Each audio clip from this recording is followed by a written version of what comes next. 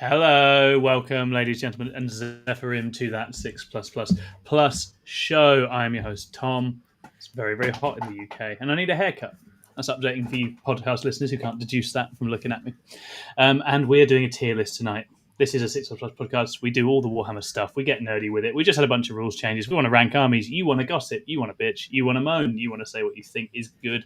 We're going to indulge you. We also got a lot of questions to get through on the podcast. So what we're going to do is speed run the introductions today and get straight into tier listing. I know a guy who was always very brief in his interventions. It's my dear leader, Chris. Chris, how are you? I'm very well, thank you, sir. How are you? I'm good. I am good. It is not inside Warhammer weather. It's lovely being in the garden weather. So I'm slightly a little bit like, oh, that's my evening. But otherwise, I'm great. I'm doing very well. And yourself? Yeah. It is warm. I've had a good day at school. I hate Tuesdays. Yeah. I have to teach year 3 and year 2, and don't really like that. But I survived, and I'm excited for the show. Yeah, it's going to be really, really fun. Excellent. And have you hobbied anything or anyone of significance? Perhaps the most significant of all. For my greatness, I have made a new Captain Tycho. Tycho is reborn. He is filled with rage. Some would say fueled with rage, and he's going to have a great time. But no, I've been carrying on with my BA because they look quite interesting at the moment, don't they? So they do. We'll get to it. But yes, that's certainly a thing you can do at the time. With my AdMech in 9th, I was like, I'll start collecting AdMech. Boom, broken as fuck. So and then we've got Blood Angels. They look quite tasty, and I've managed to get ahead of the curve. Not meta chasing if I've already started. Boom. That is correct. You get a little emotional attachment in there. Bank it. Come back to it when it's ready. Blood Angels main. It never fails. Never fails at all. Speaking of not ever meta chasing, it's Ed Watts is on, everybody, the architect of the Moth Codex himself. Edward, how are you? Yeah, I'm pretty good, thanks, Tom. Pretty good. Excellent. I played Bristol over the weekend, had a good time, so that's fun. Yes, you did. Yes, you did. And you took some goats out, right? All the goats. All the goats. Literally. You don't need damage if you have goats. There's a meme that was made on the Thursday leading into the event, and that meme is on the video for the roundup. You're very good. Behold my goats. Yes. Yeah, it was fun. And then hobby-wise, I've finished off 6th North Cavalry for the beautiful. Great Traitors, because again, I started playing Space Wars and the book came out. On the bright side, they're not broken, so I'm going to be basically painting those. They're fine. It's okay. Yeah. So I've been having a good time with them. So it's great. Yeah, excellent. So all sort of aspects of the battle between the T-Suns and the Space Wars covered, which is very nice. Excellent. And obviously you're always good value for tier list. I'm excited to see what you think and pick your brain. Speaking of brains, we also have John Scrivens, my sensei here. Scrivo, how are you? Yeah. I'm quite excited because I've got some new Dark Angels rules. So as a result, I've spent the last hour looking for Pokemon games because that's what you do. You start trying to find cartridges you've not used for 10 years. I found all the packets, the boxes they came in, empty. Okay. Oh, that's devastating. And now I can't stop thinking about it. I can only wish you all the best. Healthy response, right? Yep. So, but I'm very engaged with Warhammer right now in my head. Beautiful. Absolutely. Just that's lingering. Absolutely. I'm watching these World Eaters with interest, John. I'm curious if they're going to make landing this edition. There's a bit of me that doubts you. There's a bit of me that doubts it's going to happen. So we'll see. I'm painting Rogue Dark Angels at the moment. So yes, I saw that. Shut up, Tom. That's very fair.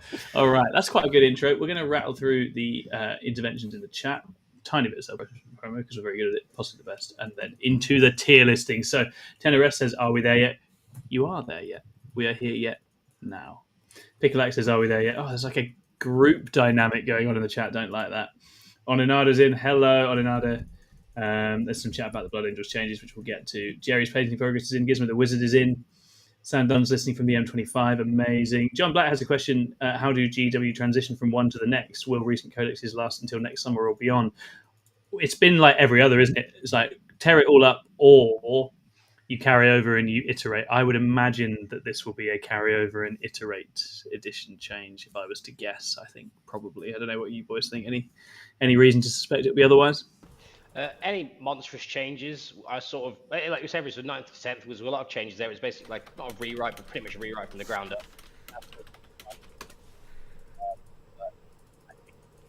You've muted yourself or something, Ed. You're very quiet, Ed. Something very strange is happening to the sound. Hello? Yeah, we can hear you. There we go. I can hear a video, I think. Is there someone playing a video that is playing audio? How strange. Turn the phone off. Come on. Maybe I'm just getting really pronounced sound from someone's house. That's fine. I won't panic about it. So yeah, that's what I would expect to happen, guys. All the YouTubers say BAROP with the same guard point strokes. Well, we'll get to it. And Black Templars. Oh yeah, Azuma, because he was asking about Black Templars as always. Yeah, I'm getting incredibly sensitive sound from someone. I don't know who it is. I am as well. I can hear literally every single minute detail that someone's doing. 1 second. How does Did it it sound stop to the when I do YouTube? that? YouTube people, can you let us know how the sound balance is before we go any further? Yeah, 1 second. I'm going to lift my mic, mute on my mic. Is it me? No, I think it might be Scrib. Scrib disappeared, came back. Yeah, I've tried to reset my settings, so it might be me. Let me have a look. Yeah, have a look at that. I feel like it's super sensitive. Yeah. Yeah, I can definitely hear you typing, so that's nice. Yeah. Yes. Oh, beautiful. There we go. That was causing me quite an inordinate amount of stress. So Yeah, I'm glad that's over. You did it so well. How about now? It's back and it's just as bad as it was a minute ago. Fuck's sake. I Why hate did you this do that? system. Okay. Well, these things happen. Technical Yeah, issues do happen. they I'm just do. glad it wasn't me because because it was driving me insane. And if I couldn't hear it in my own house, I was going mad. So Yeah, that's a weird one because I've never had anything quite like that happen before. Because So what you've we'll got do- headphones on, right? Yeah. That's it. So I think I'm just. Oh, he's coming back. How about now? I think you're okay. Yeah. That's better. That's better. I think For you're some fine. reason, as It's- a guest, it doesn't like me. Yeah, it's definitely better. Tenor said I think it swapped him to a built-in laptop mic or something. Yeah, something like that. Anyway, we won't worry about it, guys. It will I'm be sorry. it's default to this. There we go. Yeah, sorry for those watching live who got to see us have a complete meltdown. But that was honestly, if you're wearing headphones, that was a lot. Right? Okay. Self-promotion. We're really good at self-promotion. Thank you for supporting us thus far. Please do hit like and subscribe on the video. Please do leave us a comment. Let us know where we're wrong, where we're right, where we're just miles off. We'd love to hear from you. We have a whole bunch of YouTube members supporting us financially now. If you want to become one of those, you get all sorts of members-only perks. You can access coaching with myself, Chris, a bunch of others as well. Edward, lovely Edward, does all sorts of coaching too. If you want to get access to the coaching Discord, you can sign up as a chapter master that way as well. I say we're pushing on. We're really trying to hit some big numbers this year. We'd love to have you with us on that journey. Thanks to everyone who's supporting us thus far. And then as far as upcoming stuff goes, the only thing is that tomorrow evening we have a masterclass, Chris, don't we? We do. Absolutely do. We're going to be talking about macro. Yeah. We've planned out some stuff. We're covering it from the list building perspective, but also how to read your opponent's list, analyze it, work out how to beat it. You know, you've got your pairing, how you're going to beat that list. We're going to go through that. We're going to talk through the game, and as the game progresses, what things can you be thinking about every single turn to help you have that overall macro strategy. And then finally, we'll also be talking about the new changes to the mission pack. We're going to be thinking about in this new chapter approved, what changes might you want to be doing, kind of with your overall strategy, deployments, that sort of thing, etc. So hopefully it'll be really popular. And if you just go to our Discord, you'll see it's £20 for the session, and it's going to be over 2 hours long. Breakout rooms, people can go out and discuss things. You'll bring a list. So what we'll do is we'll give you an opportunity to apply the things we've done and think about your list going into a specific matchup. So you'll actually be able to get that kind of first-hand experience. It's not just all us just chatting hypothetically. It's no. As a group, let's look at your list and see how it plays into this and just work that one out.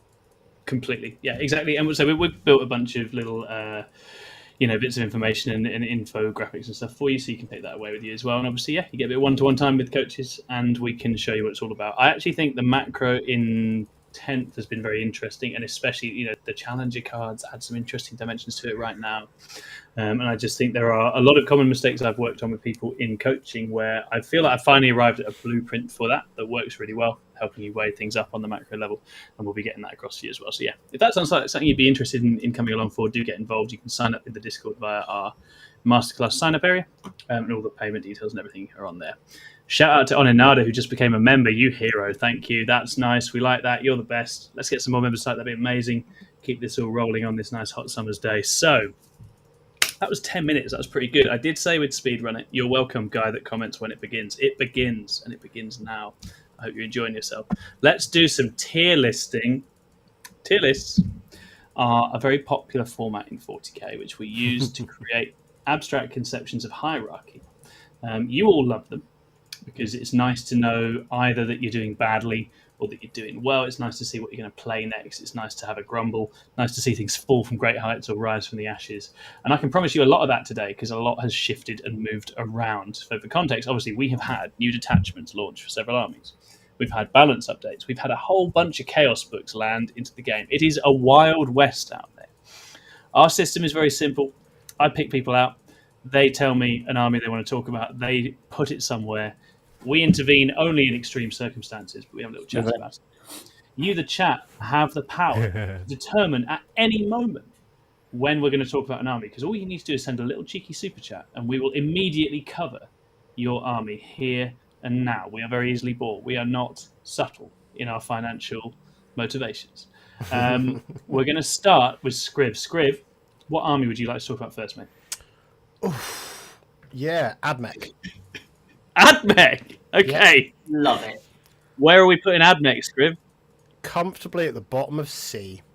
Oh, I like it. Okay. Because they've not fixed them. They've made some things work, but I think they need to burn it all down and start again, personally. Yeah, so they got some little changes to the robots, didn't they? Yeah.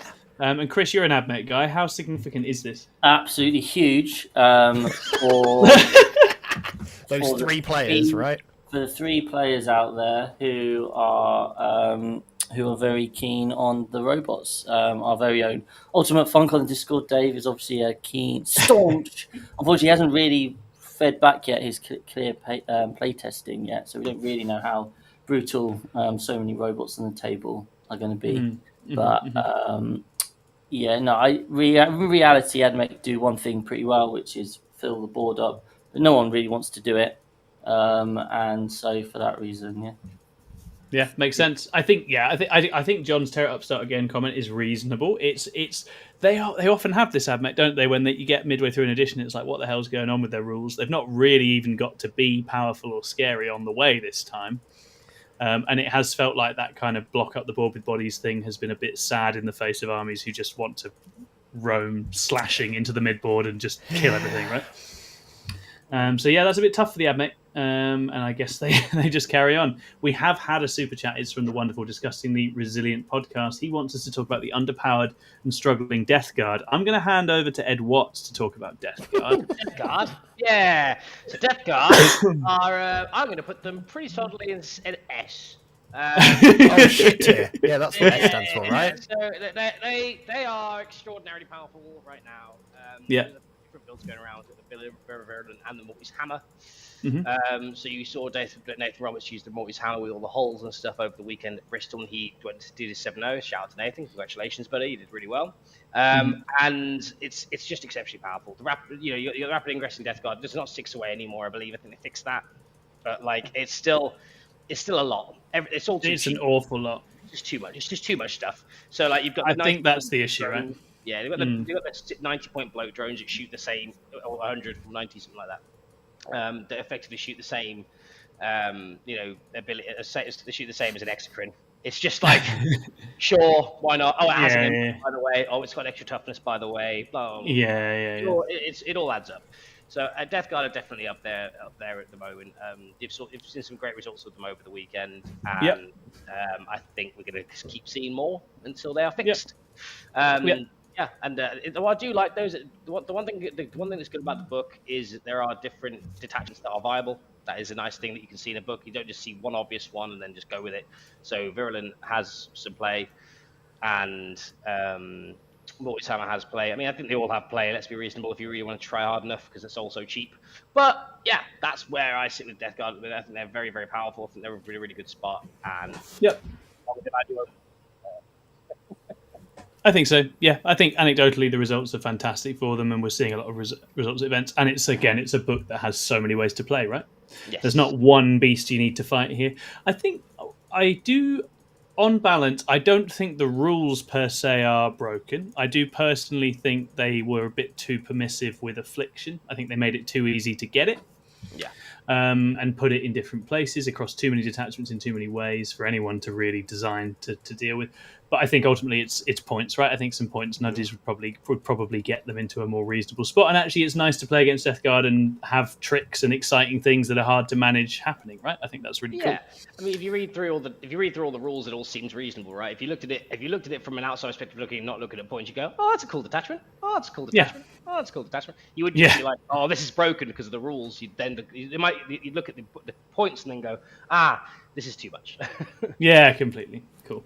We have some comments in the chat. We're already having our very, very solid and clever judgment being questioned. Tenor says we've missed the 57% AdMech win rate this weekend.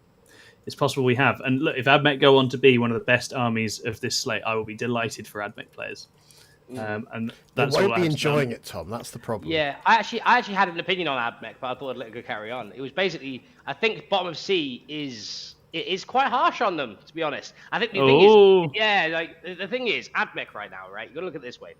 AdMech exists in an area where they fill up board, or they have very valuable, shooting units like the cat from breaches and stuff that will sort of, do damage at certain points and do very well. Now with AdMech is the fact that the meta around them is too violent. That's kind of what I think. Yeah. Yeah. So the actual, the AdMech haven't changed, right? If you look at it from down to a, real point. Yeah, I suppose. I mean, the chickens have got cheaper as well. The chickens are pretty good damage. So you probably fit more damage into your AdMech than you could before. So I think these Halos Creed especially could be quite violent at points. But the issue is just right now, they don't quite line up into the meta. I think I would probably put them in B just because they haven't changed. They're still bang in the middle, but I get why the opinion is there, obviously. But yeah, that's where I'm at. But that's because Absolutely. I've played the fill the board thing. And we do have a very important observation from Gizmo the Wizard, who says we haven't even considered their game-changing new unit, which is a cheap action monkey infantry unit. Yeah, it can advance and do actions.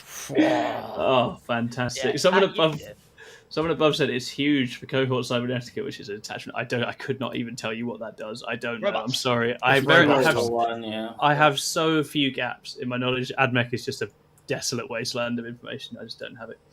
And I think on Death Guard, I think Aiden's got a good comment in the chat. I think Morty's hammer needs changing to one target. Removing the skill requirement for affliction was a mistake to me. Yeah, that was my assessment. I think when we reviewed it, I was like, it's just too easy to get affliction in places. That's the killer thing. I love how good Death Shroud are. I love how they feel in the game. I'm really enjoying using and playing against Death Shroud. But I just think the fact you can literally put that affliction behind the lines with Morty's hammer is just a bit grim, a bit obnoxious for the opponent to try and deal with. Robots move 8 and go to 14 OC for the unit is what Cybernetica is. You know what? That does sound great. I'm very down for that. Move 11 robots. Oh, the AdMech players are all getting very excited about their robots. That's good, and that's what we want. For those points, you could get a load of Space Wolves with more OC for cheaper. You could. You absolutely could, for sure. All right, well, that's our first shout-out done. Obviously, if you want us to do your faction next, so we're going to super chat, we'll do it. But in the meantime, Chris gets to pick a faction to talk about. Chris, is anything on your mind? So many things on my mind, but oh god. But anyway, about the Warhammer, I think we'll go smooth. We'll go with Grey Knights. I like it. Are in a place in which no one's talking about them. They're not really being played much. They're just doing their thing. Dataslate didn't particularly change them. Obviously, they got a couple of points tweaks to certain things. I'd be very interested to see if people are kind of looking to pick them back up. I think, but there's no real buzz about them at the moment, I would say. So you've kind of got the diehards playing Grey Knights, and that's kind of it. Yeah. We know that Grey Knights traditionally keep games close. They obviously were a very good good army for playing secret missions. Secret missions are not a thing anymore.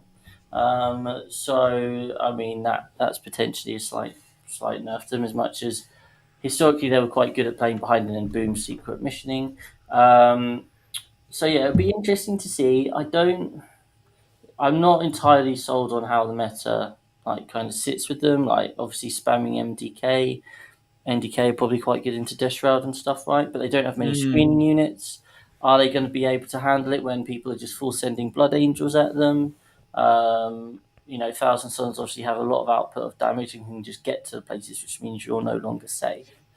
So it doesn't feel great, but they do have tools just to play well. So I would probably be thinking about putting them at the top of C tier, potentially is my current thinking. Yeah, I think that feels fair. I think they don't love being run down, and the detachment people are playing has less ways to manage that, doesn't it, than the other one. Just a case of seeing, it's not really feeling like much by way of an uppy downy meta at all, is it? There was a lot of that a while ago, and it doesn't feel like those kind of play the edges lists are having the best time at the moment. No. Yeah.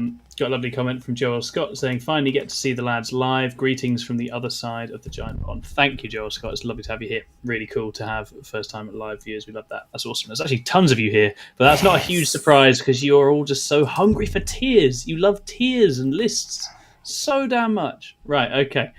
What am I going to do? I'm going to take... it's an easy one to just tick off whilst we're doing the less exciting ones. Imperial Agents, just slam that in D. Slam that in D. Take that back. It's a real completely abandoned, obviously not functioning competitively in its own right, not given any changes whatsoever. D tier, because they clearly intend for it to be a sort of plug-in supplement for other armies, and that's they've left it at that. And that's a shame, I think, because I think there's a lot of potential with Imperial Agents to make something interesting, but for the time being, that's where it is, and it's not going to see any serious competitive use. Occasional use by geniuses and madmen, as is always the way of any niche 40k faction, but they're not in a great way here. And I invite anybody to prove me wrong. I would love that. I would absolutely love this to do better than that. Okie dokie. Moving it forwards. We're going to take it through to you, Scrivo. What are you picking next? Let's go for the safe one. I'm going to go with... There's this faction called Dark Angels that apparently have almost the most attachments in the game. I think they're kind of... Them and Blood Angels have now got the same amount? No, this is one more now. So they probably have the most attachments. Single most attachments in the game. Yeah. S tier must be. I think if you're going to... So do I do this based on just their supplement, or do I do it based on Space Marines? That's the question. Because to me, Space Marines makes them still better. I think ultimately it's sort of competitive strength, viability, fan base, happiness. We always sort of mix a bunch of those things together, don't we? Which is why all the robot fans in here got a bit wild with us. They got angry at me, didn't they? So I think it's top of B. I don't think it's quite into A because it still has some problems. Because the new detachment's great. It's very good at doing a job of being really resilient and bullying. But there's still that temptation to go into Stormlance, which again, great at doing everything it does. But does it take out events? Occasionally, yeah, sure. But it's not... Yeah. I don't think it's going to do well into Death Guard if we're seeing a lot of Death Guard for either of those detachment styles, because you don't want to be next to Death Guard. I've never liked that. And I think most people still struggle with it. Yeah, you can have a 4-up field open against Mortals in when you've got the Lion with you, but still, half the time you're going to fail it. So it's a lot of rolling dice to then still die. So I'm not sure they're quite A tier, but they feel in a better place emotionally. As a Dark Angels player, having your own detachment that isn't a Space Marines one, that feels playable, is quite nice. Yeah, and the line does feel really good. And then the generic Space Marine drops have helped as well. That there's some kind of cheaper points that have now, like Vanguard Vets, Aggressors. It's all very exciting. It's expensive for them to get their special units on the board, right? Because the special units are so good. But they should be expensive. Yeah, and I think it'll be interesting. I really like that detachment, and I think Dark Angels as a counter combat army might enjoy themselves a bit more than we're expecting over the next few months. But who knows? I'm genuinely very interested to see, because this one could go either way. Yeah, it's exciting. Excited that people are pleased about it. Anyway, that means we hand it back towards Edward, who gets to pick a faction to chat about. Edward, I can't hear you, Ed. You're muted, Ed. You've been very disciplined. It was my mic. There you go. Oh, right, nice. I left it up because I was being nice. Basically, we're going to go with Sisters this time. I like Sisters. Okay. Yes, you do like Sisters. This is interesting. So we've heard.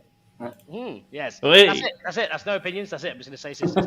So basically, I'm going to put these into, I want to say, like top of B almost A, but not quite. Oh, interesting. Not I like it. not Yeah. quite. Yeah. 'Cause I think that their buffs in the balance state has put them in a bit of a better spot. They haven't just been killed to death and shot in the back of the shed. They have some cool stuff. The Retributed changes was nice, and randomly gave them reroll ones. Who knew? That's fine. You know, I spotted that as well. Yeah. And I think there's certain detachments that are now coming back into their own again, because a lot of the other units that they over nerfed last time have come back into play. I think you basically can have a look at a few detachments out. Army of Faith could still be looked at. You've got Sisters of Flame and Hallowed Martyr. They all look viable in their own builds and way. And the Paragons coming down was a nice little step in the right direction. Seraphim coming down, Retributors coming down. And it just all seems very positive. I really like what they've done with the Sisters this time. They don't feel they haven't destroyed everything, but the changes are in a more positive way, that they're sort of sitting more middly, which is nice. I think they're really, really cool right now. Yeah, absolutely. I think it's interesting. I think a whole bunch of styles have been opened up by some of those changes, and some of them are quite subtle. There's some nice little quality of life stuff. Celestine benefits from some buffs, and for him being a bit more interesting is good. And obviously, just actually making even some of the stuff that was a problem before cheaper again is nice for them. So we will see. They feel like a faction specialist would have a great time catching people unawares with Sisters at the moment and just causing all sorts of havoc. But whether we'll see them at the very top of the game is an interesting question. I guess they're going to live and die a bit by their game into some of the other things currently sitting up the top there, right? Yeah, I'd agree. And I don't know quite how that is. That's a bit fascinating one to see played. Yeah, I think that's Capitan. Also, you, Capitan. That takes it back to you, mate. Oh well, we've got Neil Adams, who's very interested to hear my take on our take on CK. Well, Neil, you certainly don't want my take on CK, because I have not read a single thing to do with them. So I'll hand that over to someone else. Okay, I am content to take that on. I think Chaos Knights are at an interesting crossroads, Neil. They've obviously been very wedded to lots and lots and lots of War Dogs, and that is about to change, because we've seen some points leaked, we've seen some rules leaked.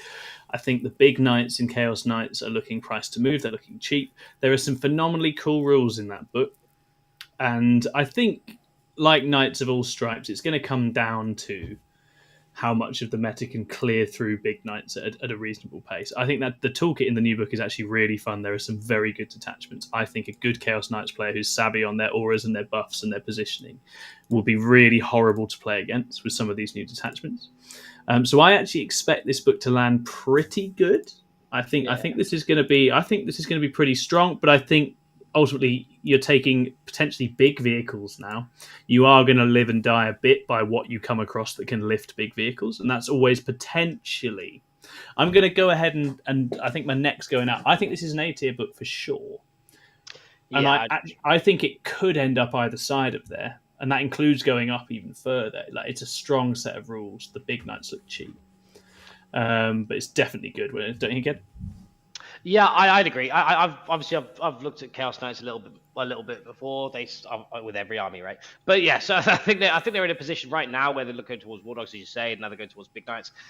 They're so meta defining. Like, when Knights are good, the entire meta skews. It's just like not only do I have to try and think about having to deal with goats, now I have to deal with 5 big Knights and demons. Yay, you know what I mean? Like, it's not a bad thing, the fact that they've given big Knights more play, but it means that they're going to have more more of a skewed meta. So basically, there's going to might be areas where everyone's going to tech into Knights, and you just bring a horde and stuff like that. Like, there's going to be a lot of wacky lists. There's a lot of wacky lists that go around whilst Knights are good, which can be a good thing and can be a bad thing. It depends on where that sits. So, but I think I'd agree. It's definitely A tier right now, and the book looks very, very strong. So yeah, absolutely. Neil Adams is right. A little bit concerned about fixed secondaries. I mean, that is going to go one of two ways for them, right? Yep. But that's just Chaos Knights. That's the knife edge you're going to put them on. I actually think this book is scary. I think you're going to put people in quite a horrible position. I think also, as someone who is well known to just despise pure War Dog lists, I'm excited to see this out. I don't care if it ends up being too good, so be it. Big Stompy Knights is awesome. That's the whole point of playing Knights for me. So I think it's awesome to see those guys get some love, and hopefully they'll be out on the tables as well. So yeah, really good. Thanks for your super chat, Neil. We appreciate you. That was awesome. Chris, is there something you do know about? Not really. I guess I guess we'll take on my current main love, which is Blood Angels. Nice, nice. So, Blood Angels obviously sat quite nicely in the meta. They're a pretty decent army. No one was certainly saying this army needs some love. So, therefore, Games Workshop decided to give them some more units on the tabletop, and that equates to 1 or 2 extra units depending on how you list build. So we're at that stage, right, where a lot of for us mere mortals who aren't living on TTS, who will be going, wow, this feels like quite good. Oh, look at all this stuff. I had a coaching game on Friday with them, and Robbie we scrolled down to my army. He was like, "You get how much stuff?"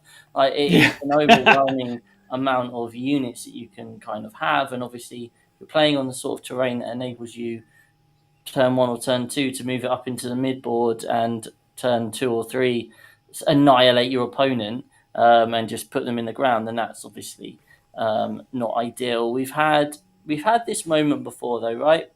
Was it last year? All of a sudden, lots of people were kind of like Blood Angels are going to be a big bad.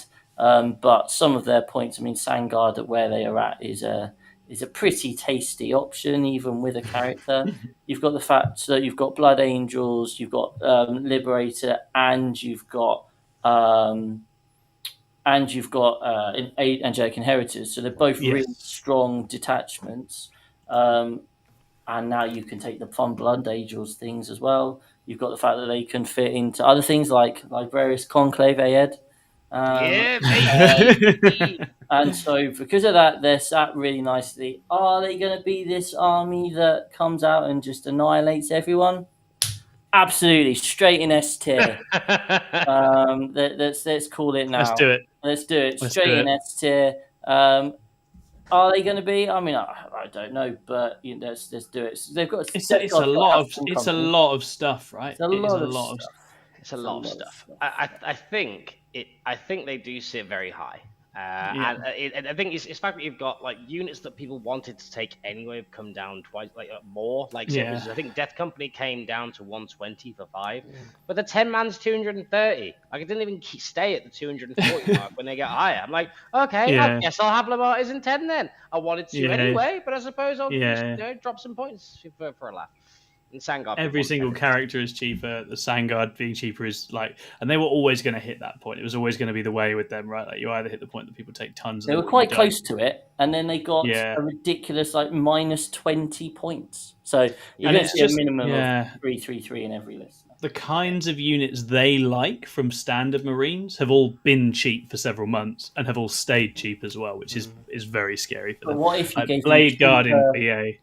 More cheap jump pack infantry. Exactly, and it's like the Van Vet drop is terrifying for them as well. Yeah, and for example, Chris Radford over the weekend took old Blood Angels, and lost in the round 7. He went 6-1, and it's with all the stuff that just went down. That is genuinely absolutely terrifying, isn't it? Absolutely terrifying. Onanada says dropping Sangard below Death Company was an insane move. Yeah, absolutely. I think it will be interesting. As Chris says, we've had False Dawns with BA. The current BA rule set is quite honest in what it does. It's a bit of fight first control, and then it just goes fast and it hits you. It's not wildly game breaking. It's just a lot of stuff now. So it'll be interesting to see how that gets on into a wider rule set. I see Alex Fowler's joined us. We have been playing. We're in the practicing gym, me and Alex Fowler, which anyone who's played against Alex Fowler knows that he's a tough cookie to be repeatedly playing against all the time. So thank you for yet another classic earlier on, Alex. It was an absolute barnstormer. Okay, wonderful. So I think that takes it back to you, Scriv. What are you going to go for? I am going to go with demons. Oh, spicy. I think, with all the things that have changed recently, I still think they're pretty good. I think that things like Shadow Legion make them, to me, they still feel like they're kind of up there, kind of high B, low A. Because I still think they've got an answer to all these combat threat armies. Because they do some of that 6-inch dropping in stuff. It's still pretty scary. I'm totally with you. I think it's an army that, because we don't see it as often, it doesn't seem like it could be a problem. So I think it's that nice kind of situation for the Demons players that at least they're getting some playability, even if their army's short-lived for a while. Yeah, the win rate's very solid. They have good matchups. StatCheck data loves them. They're scary. They're very scary. Robbo took like a big Demons meme list to ITC, right, and smashed everyone's heads in with it. It was very scary. Yeah, I think definitely really nice data sheets. All those updates they have to the data sheets are very cool. They've sort of been live balanced, but not in a way that has put them out of action at any point. Except Sinesh. Sorry, Sinesh, you got some stuff that you liked happen to you. Yeah. There we are. Okay, moving it along. Oh, it's Joel Scott says the disrespect for Tyrion is lamentable. You wait. Just you wait. Because we all... One sentence. We always disrespect the living. We disrespect the living shit out of Tyranids on here because Davey has his whole own bug watch thing going on, and so we don't want no part in that because they'll all tell us we're wrong anyway. So that's not going to matter. I'm going to pass it to Edward. Is there a faction you'd like to cover it? Oh, we'll save one of the spicy ones till last. So we'll go with Necrons. I don't like talking about Necrons. You hate Necrons. I hate Necrons. And that's why I can say this with absolute passion. One of the big problems that was going around with Necrons at the time was the Awakened Dynasty 20-man warrior brick. Now, the reason why is it's absolutely horrendous. We're not just not broken, just horrendous to play against, or like. One warrior lives and you lose, stuff like that, right? And that feels fine if you're, genuinely dislike the game as a whole. But for the average Joe, it is horrendously unfun. And I thought that actually try and fix it by like making Orokin more expensive, making the 20-man 20 more points, stuff like that, whatever, just getting it out of the way. But no. They left that package perfectly as it is. And nerfed one enhancement, I think, from the Awakened build as it is right now. I think maybe 10 points on Scorepex. I think they lose one scoring piece, and that's it. It's the exact same issue. So I am going to put this in A. Yeah, Necrons very are solid. Annoying. And there's a lot of armies out there that, even the armies that people worry about now, that if someone's savvy with how they remove their warriors and play it in a certain way, it's just really hard to get rid of them, and then it'll score primary, and then they'll beat you, and then you'll be sad, and you'll wish you never started playing 40k. That is the thing with them, isn't it? It is literally still the same story. There's always a slightly different hat on. There's some different slight combination, but it is always the same. It's like, I tried to kill the thing, I didn't quite kill it, now I feel like I'm losing it, it's all sad. Yes. And they've just got that. They've just written them a book that is as Necron-y as hell, and it just keeps on going. I think it must be the longest standing strong codex of the edition at this point. Realistically, it was released at the start, and it's just been so good for so long in so many different guises. Andy says, "All right, dweebs, what did I miss?" As Tenorest says, agents are still bad. We're rattling through a tier list, Andy.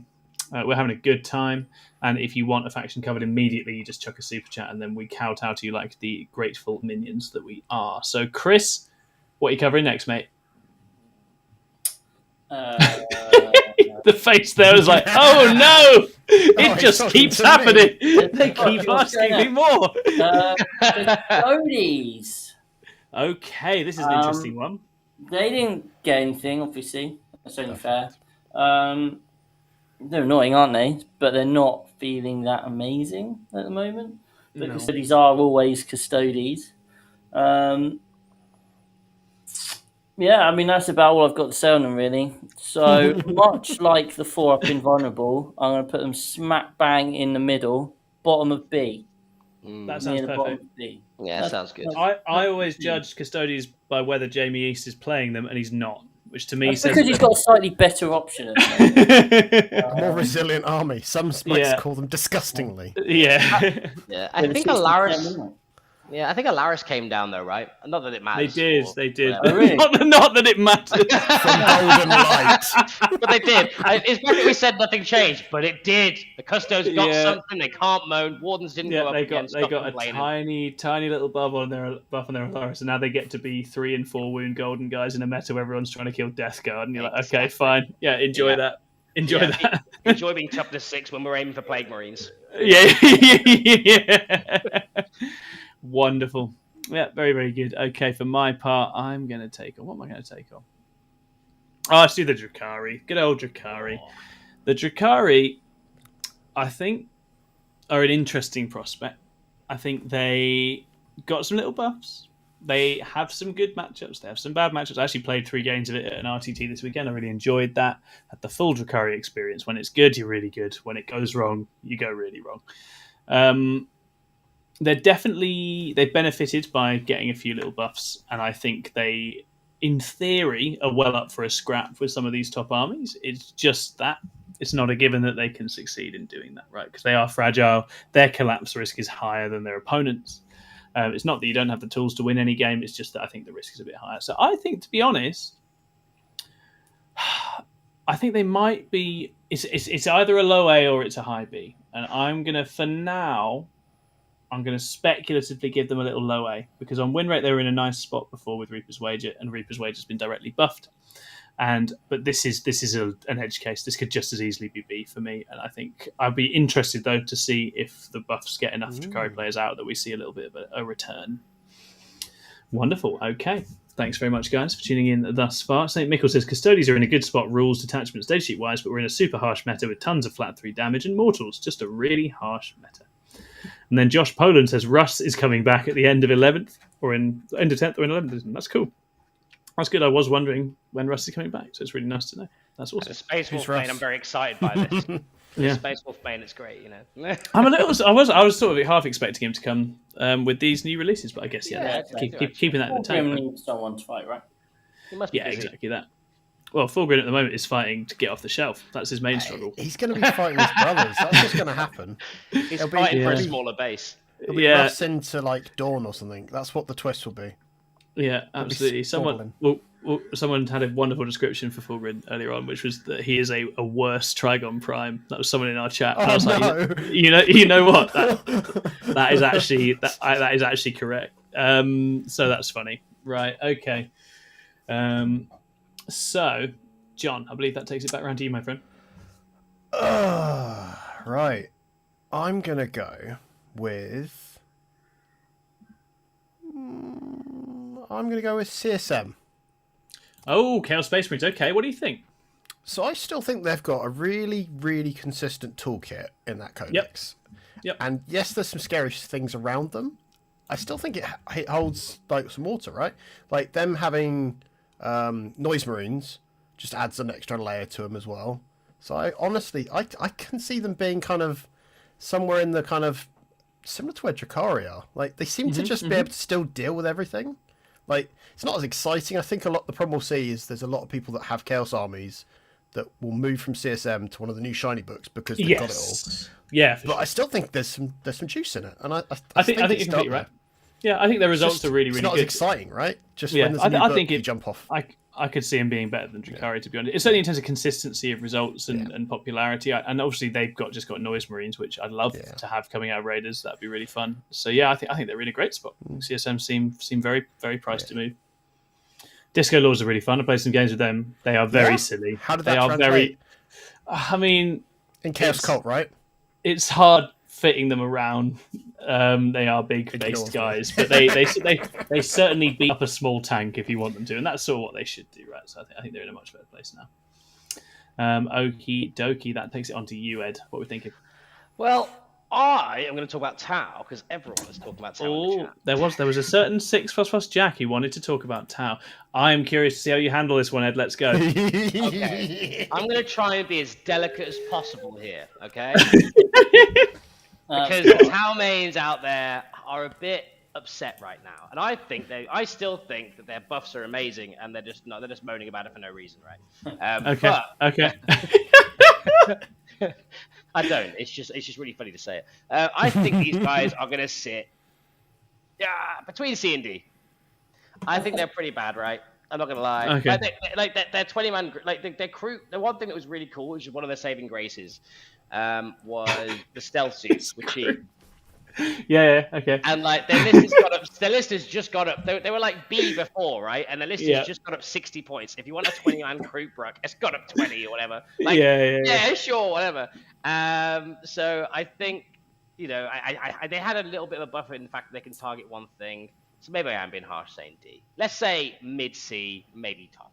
Let's say that as a speculative. Let's put them at the top of C. That seems reasonable. Yeah. Yeah. I think they shoot harder now. They definitely shoot harder now and a bit easier. It's definitely a bit easier to play. We'll see if there's a bounce back, but Tau players themselves haven't seemed that pleased, which isn't a great sign, is it? No, they don't. Emotionally seem too happy about it. defeated.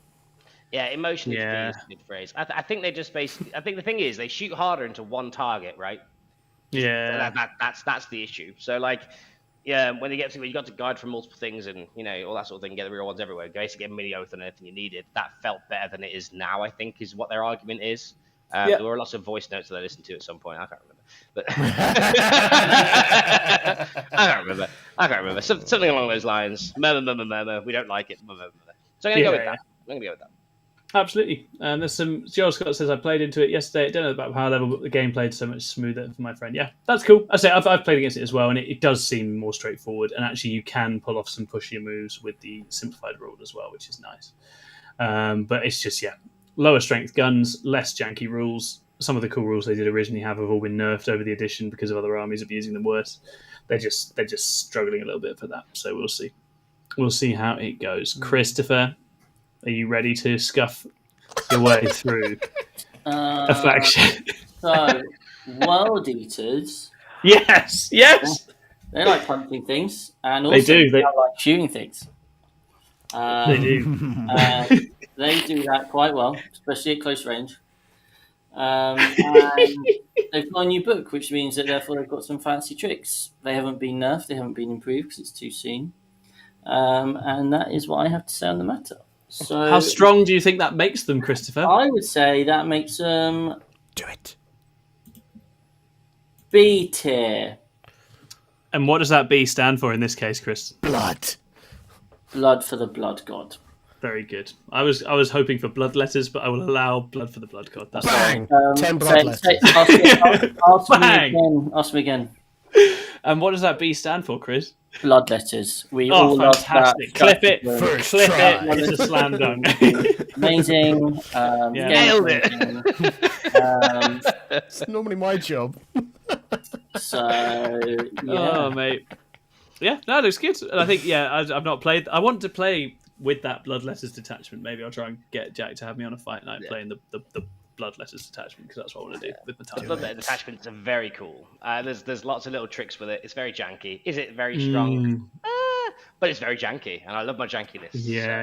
It does have value.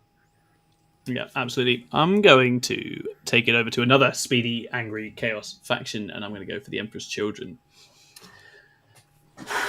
This one is interesting. This is it's the one down there, Chris. Yeah, the absolute munter with the pink bush behind it. It's a very powerful detachment in coteries. It's a very powerful core of data sheets. It goes really fast and it hits you in the mouth.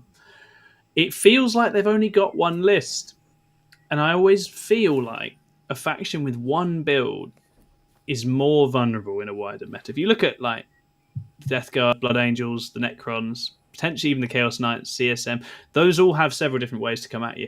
I don't know that EC does, and I do expect EC to start dropping off, but at the moment it is still very, very successful, very, very strong. And I'm just trying to decide if it's still... I would have said S tier without hesitation a few weeks ago, but I'm trying to work out if it's actually still there, because I think it might be struggling a touch into some of its new competitors, or at the very least it's not going to walk through those kinds of armies anymore in the same way. I think we're going to go bottom of S today, but I would be very, very interested to watch how this goes. If they are in S, they are clinging on by their fingertips at this point, and it's going to be interesting to see whether that keeps up, because there's only really one way they play, and if that stops working, they don't really have a plan B that I've identified. What do you think, Ed? I think that they are indeed clinging on by their sexy fingertips. That is what they're doing. 3 Demon Prince's fingertips, right? Yeah. I think there's an argument that there are in S, and I think I haven't seen enough yet, but I think they might drop down to A, because I think there's a few armies. I think there's gonna be a couple of armies now that are just gonna run through them. Yeah. And I think that's gonna be a common issue. Even stuff that isn't in like those, even not the armies we're talking about, like the S tier, not just S tier armies that all fly through it. Like they probably can play the Blood Angels, to be honest. Yeah. But like Death Guard, not good.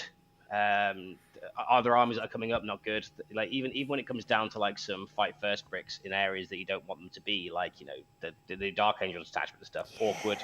It's just lots of stuff like that will affect their actual ability to play their game. And I think that's going to be a prominent thing for them. And it's whether they can get over that hurdle. If they can get over that hurdle and they can, and they can sit at the top, then great. But I think, bottom of S for now. I like the idea of doing a fat S tier today because I think that's a commentary on the state of current balancing, which I'm keen to draw together at the end and have our say with. So I think if you expect the S tier to stay that size, it's going to get bigger yet. There is more to cram in there. Which takes us back to, speaking of S tier, Scrivo himself, the S tier sensei. Scrivo, what is your army pick next?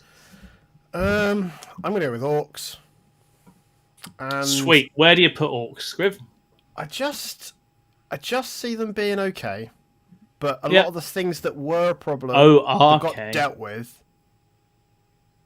have been dunked even further down. It's just like, stop shooting him. He's already dead.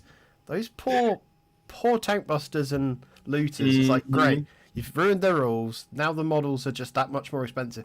We're just going to see the same old list we saw when the book dropped. Now it's just going to be a lot of like horde-ish lists that do a bit of attritional stuff, and it's going to be boring.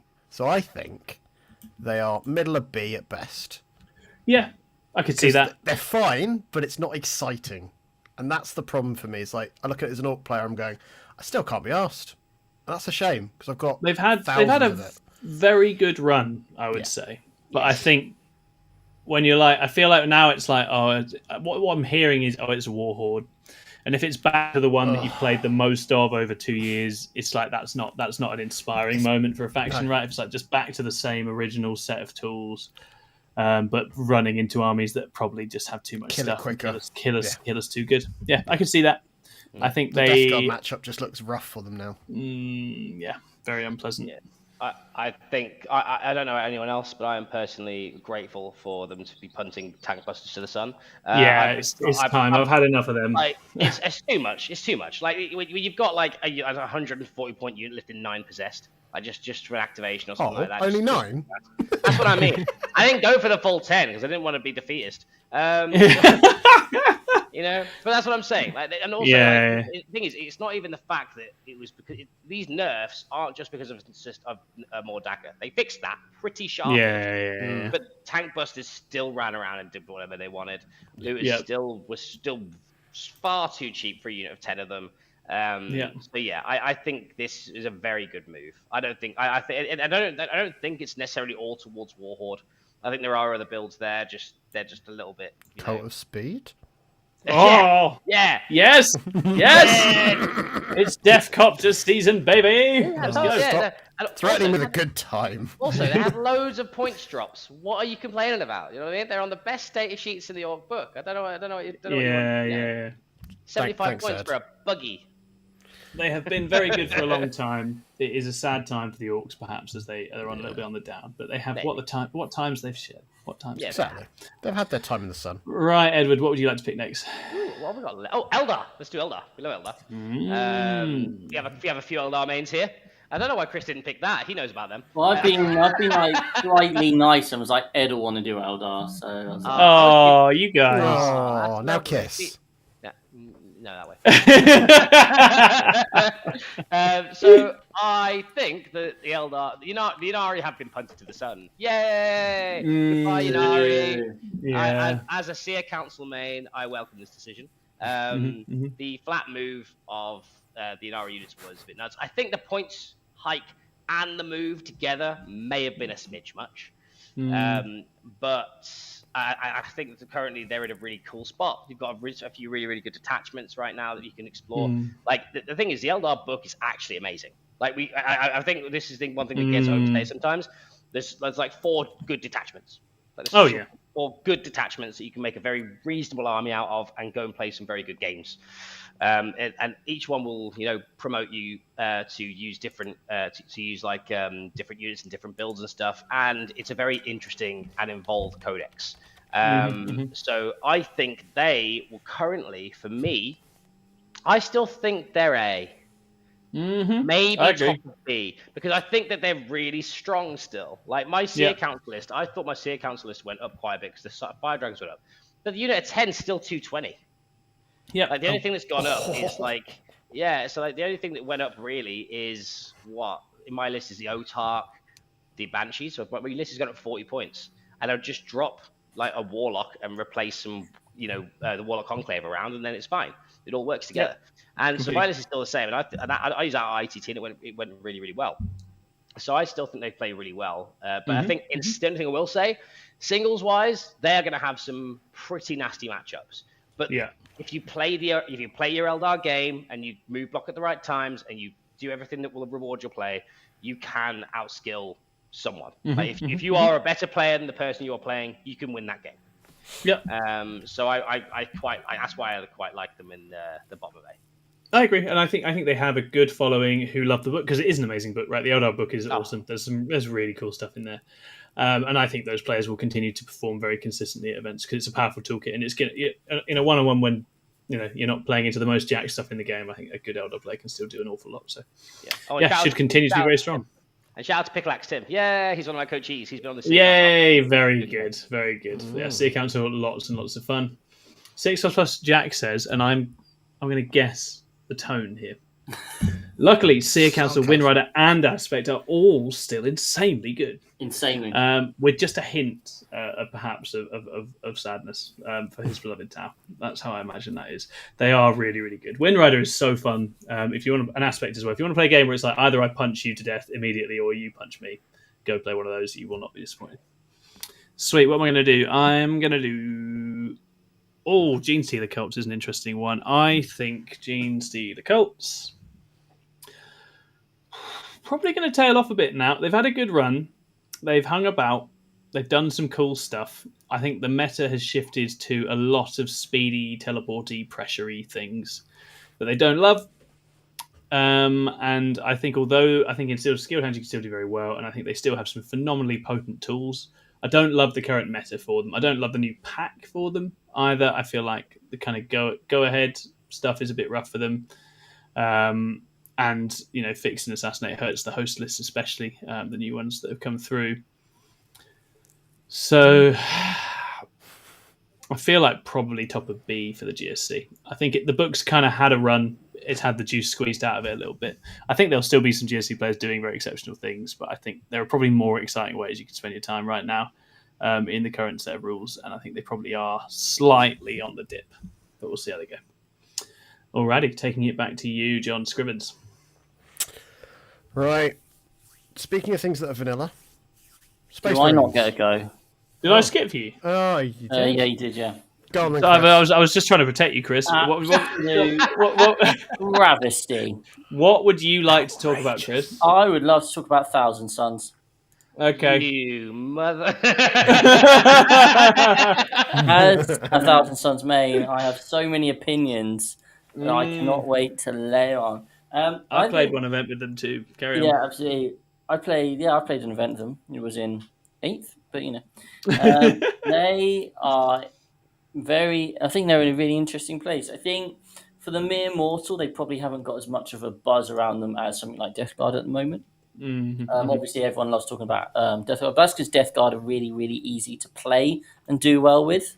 No good players are Death Guard players, right? They just shove their army out there, kill the stuff, the end. There's no skill in doing well with Death Guard. They do have to find places to 6-inch deep strike now, so they're adding a skill to their toolkit this time, which is cute. And they have to pick a thing at the start of the turn to put some contagion on. So that's 2 whole new skills they're learning this edition. I stand corrected. Hi, Aiden, we love you. But obviously, something like Thousand Suns, there's a lot more to kind of like the processes and etc. They've got a variety of different builds out there. You've got a variety of different detachments. Some of them are actually looking quite strong. So you can go down a variety of different routes. You've got the fact that historically it was just, rubrics, wasn't it really, and Magnus. Whereas now we've got the fact that goats are suddenly this all-singing, all-star unit that some nutters will take 36 of, flying on disc. And on top of that, you've got the fact that from what I gather, it seems very much that the terrain set is very important to Thousand Suns. So for people who are, playing a lot of WTC stuff, they're potentially seeing a different side of Thousand Suns, in which Thousand Suns are incredibly strong, to other people who are only kind of playing on UKTC, where the builds are different, etc., etc. So for that reason, they're quite hard to place. I'm sure some people will be thinking they're definitely S tier.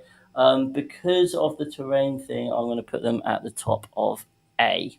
Whoa! Yeah. Whoa! Intervention. Boom. Intervention. Go on, Chris. Argue with him. Argue with him, Ed. Argue with him. We gave you one faction that you're meant to know about, and you put it in A. It's broken as hell, Chris.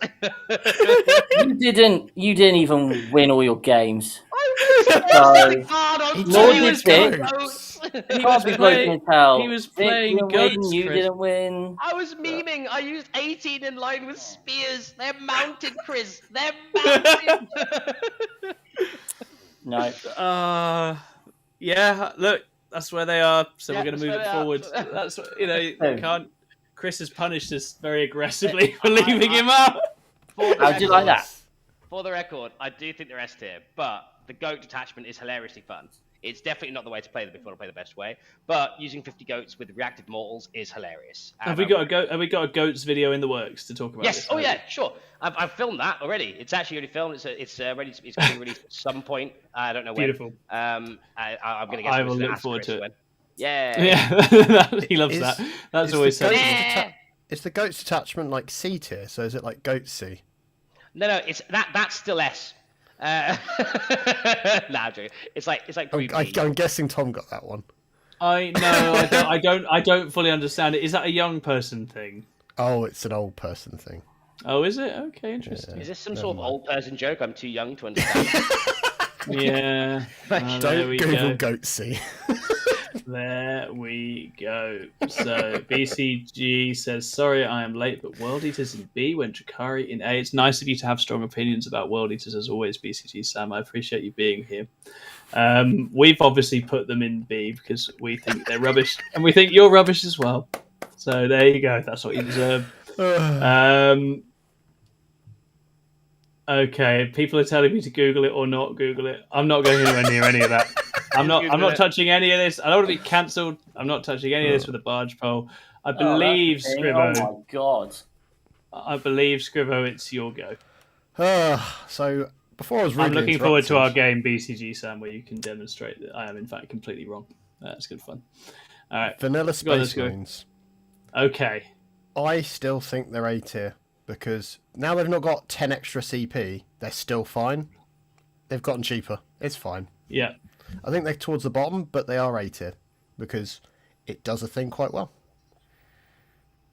Vanilla Space Marines? Yeah, why not? Yeah. Absolutely. They're just okay. Chuck them in there. Pretty Chuck 'em in solid. there. Yeah. Yeah, probably below Drakari. Josh Roberts just scored 699 points at a Super Major He's with not Vanilla a Space Marines. typical player. This is the thing I keep trying to tell people. It's like you can't measure every single faction Josh based on Roberts how he is does just like- singularly. Yeah, that is true. It's not the That guy's A an animal. It's not typical, right? It's not what you're going to see your average Joe take to like an RTT. No, that is very fair. That is very fair and very reasonable. Nice. Okay, Ed, going to move over to you, mate. Ooh, what armies you got left? Can you scroll down a smidge? No. Don't you know them all off by heart? There's 28 of them. Space Wolves! Space Wolves! Yeah, we love Space Wolves. We're going to do Space Wolves because that's my current main army, right? So, Yeah. For this week. Yeah, well, no, not even this week. This week I'm T-Suns, It was the goats this week, mate. That was last week, Tom. Keep up. Yeah, the base of material's still drying off, boys. You know what I mean? Like, Oh, Jesus. Are they on eBay yet? no, not yet. They're going to stay with me. They're my AOS army, boys. Until he They're my sells AOS his army. ad, mate, he doesn't need to sell it. No, they've already gone. They're gone. Oh, they have gone. Well done. Yeah, I got rid of them. They reminded me of some great times / bad times, so I got rid of them. They're gone now forever. Fantastic. Right, so, Space Wolves. I think they are going to be in A. Yeah, that seems fair. I think they're in A. I think they're very strong. I think they can do a lot of stat checky combat sort of pressure lists, which are out there. There's also a hilarious trick that you can do, which moves a unit of blood claws 24 inches in your opponent's turn, which is hilarious. What? It costs you 3 CP and a plucky attitude, but you can do it. I don't like the sound of that at all. So that's really good. I think that the Space Wolves are in a really good spot. There's lots of different ways you're going to be able to build them. You've got the Gladius builds, you've got the Stormlance builds. You've also got standard Beast Slayer, which is also very, very strong. I think there's going to be lots of different like little lists that sort of pop up, and also the Iron Priest data sheet is absolutely cracked. Whoever wrote that, sorry, don't know what was wrong with you on the day that you wrote that, but that was crazy. Having a Predator fire 6 las cannon shots, 200 killers is a bit much. Yeah, it's just such a completely. Fair play to them though. You know, you're always like, what are they going to start sneaking in to jam things up towards the end of edition? And whoever's been like, we'll just put rapid fire on random shit that isn't rapid fire. Let's just shove that everywhere because that's a keyword we've not abused as much yet. This is really funny, isn't it? Let's put rapid fire on a Lancer. That sounds fine. That sounds reasonable. It won't hurt anyone. It'll be fine. Oh, yeah. And Louis also talking about Space Wolves. I think Space Wolf Gladius is a new go-to Space Wolf players. Yeah, Space Wolf Gladius is going to be very popular because it also gives you different. It's very versatile in terms of how you can take guns and Iron Priests and some combat, leave out to charge and stuff. So I can see that being one of the ways to play. But I still think they're going to be really strong. I think they're going to be popular. I think they're going to be quite popular when the book comes out as well because there's going to be lots of people with seeing these new models and being like, "This is amazing." So I'm excited to see it already. It's going to be good. Beautiful thing. Yeah, I think it looks solid, looks strong. And if they hadn't just absolutely jacked Blood Angels to the nines, I think people would be more excited about it. But it's just that's where we are, right? There can only be one. So that then means it's Chris's turn, and I'm going to give him a good amount of respect here, because otherwise he's going to put something in the wrong tier again to punish us. Chris, okay, what would you like to do? Let's go with Tyranids. Oh no! It's going so wrong. No, Chris. No. Where are you? Where? Can't watch. Can't watch. So they're broken Tom. They got an detachment, didn't they? They did. He knows that. Well done. So and that has something involving 6-inch deep strike. It's not a deep strike. They can basically bring in an entire army 6 inches away from the opponent via tunnels and charge. That seems broken. Put it in S tier. Yes, oh my god, okay. That is it. Oh, I was worried. I was very worried. Yes, they are. That's very strong, isn't it? That's very silly. There you are, Tyranids. You say we don't care about you. Look, I mean, I'm not going to talk about your army, but I am going to put it straight in S tier. So, Tyranids are better. S is for Synapse. Yeah. Tyranids are better than T-Suns, to be fair. You wait. Tyranids. Look, I think the Tyranids detachment looks really good. I think yeah, it does. I think it's really good. I think they get to do some really cool stuff. But T-Suns are worse than Emperor's Children. Just shut up. Just shut up, Ed. It's too late now. We can't. The way that this works, we don't have a process for undoing that. No. Oh, it's too late. And the internet's going to just tear us a new one. But yeah, Tyranids. I think Tyranids players are going to have a ball the next few months. I think it's really cool. And we will see. We will see how strong. Yeah. Juicy says, "Why bother having everyone else when Chris just has the right?" Where I put guards, Juicy. Honestly, it's the fact that the server of Battleclave came out in the same box as those new Tyranid Ravenous. It's completely bananas. Okay. And again, it's just like keyword bingo, right? Twin League. Wound monsters on 5s, wound vehicles on 5s, like whatever. It's just crazy. Do you want some extra AP? Yeah, sure, just have it. It's fine. It's all good. Don't worry, they didn't write kill team rules for either of the units because they realised that no kill team player will actually get to use the models because they'll all be bought by 40k players. Yeah. Absolutely. Even though kill team was still a game, to be honest. You know what I mean? Like... I thought it was just a structure for us to buy models. Sam Dunn in the chat has asked if Chris can have another go, and I'm going to give Chris another go because we like to give people what they want. So, Chris, you get an additional go here, son. Wow. He needs to super chat to get that. I assume that Sam Dunn will super chat to secure this at some point. Thank you, Sam. You're very kind. But he also did pay for a lot of my meal a couple of weeks ago, so I owe Sam. So, Chris, what would you like to go for now? I mean, it's got to be guard, right? That's an exciting. Yeah, I mean, Juicy in the chat trusts your opinion on guard, so I mean, let's hear it. we all know that guard are incredibly strong. Probably the strongest army traditionally in the game. It's just their Yeah. playership. Yeah. There were too many players that want to take Baneblades. And if they all took the right army, they'd be up there at the top. Alex has never seen himself so much. I mean, they did. I don't know what did the. They can now they can now command super heavies, right? Is that? Yeah, Baneblades actually. I mean, ironically, that's not an incredibly strong ability. I don't know what it is. One of the Baneblade variants can have like a bunch of las cannon guns thrown into it, right? As a transport, right? There's one that can carry loads of people. I remember JB Balkan played against it when we played them at ITT, and it didn't leave his deployment zone, but it looked amazing. It was a cool tank. I'm sold on that. So if we don't see a super heavy meta, I don't know when we will. So I think they're probably better than Eldar. So we'll go just. Yeah. Head's gone down. Head's gone down. Yeah, why not? Guarded A tier. Look how fat and healthy that A tier is. It's such a good A tier. Oh, it's delicious. Fair, I think they could be A tier, just not for any of the reasons Chris said. That's highly so offensive. far off the mark. It's definitely going to be 3 super heavy. Knights incoming, as Sam understands. Knights incoming, super heavies counter. I think I just solved the meta, guys. Oh, Gizmo the Wizard said nerf with zero incentive to try anything different. If that's not a recipe for A tier success, I don't know what is. So the guard are going to have a fantastic time. Yeah. I think that was it then going to be my go. Was that where we were? I think we were. No one cares anymore. No one cares because you've nailed it. Yeah, BCG says, I now understand what happened. I take back my shit talking. To be fair, I mean, you've helped me decide what army to play. We'll do Drakari versus World Eaters, Sam. You can demonstrate why you deserve to be above Drakari in the tier list. I'll be very up for that. That'd be a fun game. I'm going to go with lovely, stable Votann. And I'm going to put Votann firmly in the top of B because they are not exciting, but they are just good. They are just solid. They are incredibly balanced. Yeah. They are very effective in teams. They have not got anything new or exciting except that you can fit a Grimnir, definitely ahead of GSC, I think. You can fit a Grimnir or a Forge Master in a vehicle more easily because you don't have to worry about ecogs taking up space. And if that's the buff that you've got in a data slate, you are not going to see a sea change in interest in playing your faction, I am afraid.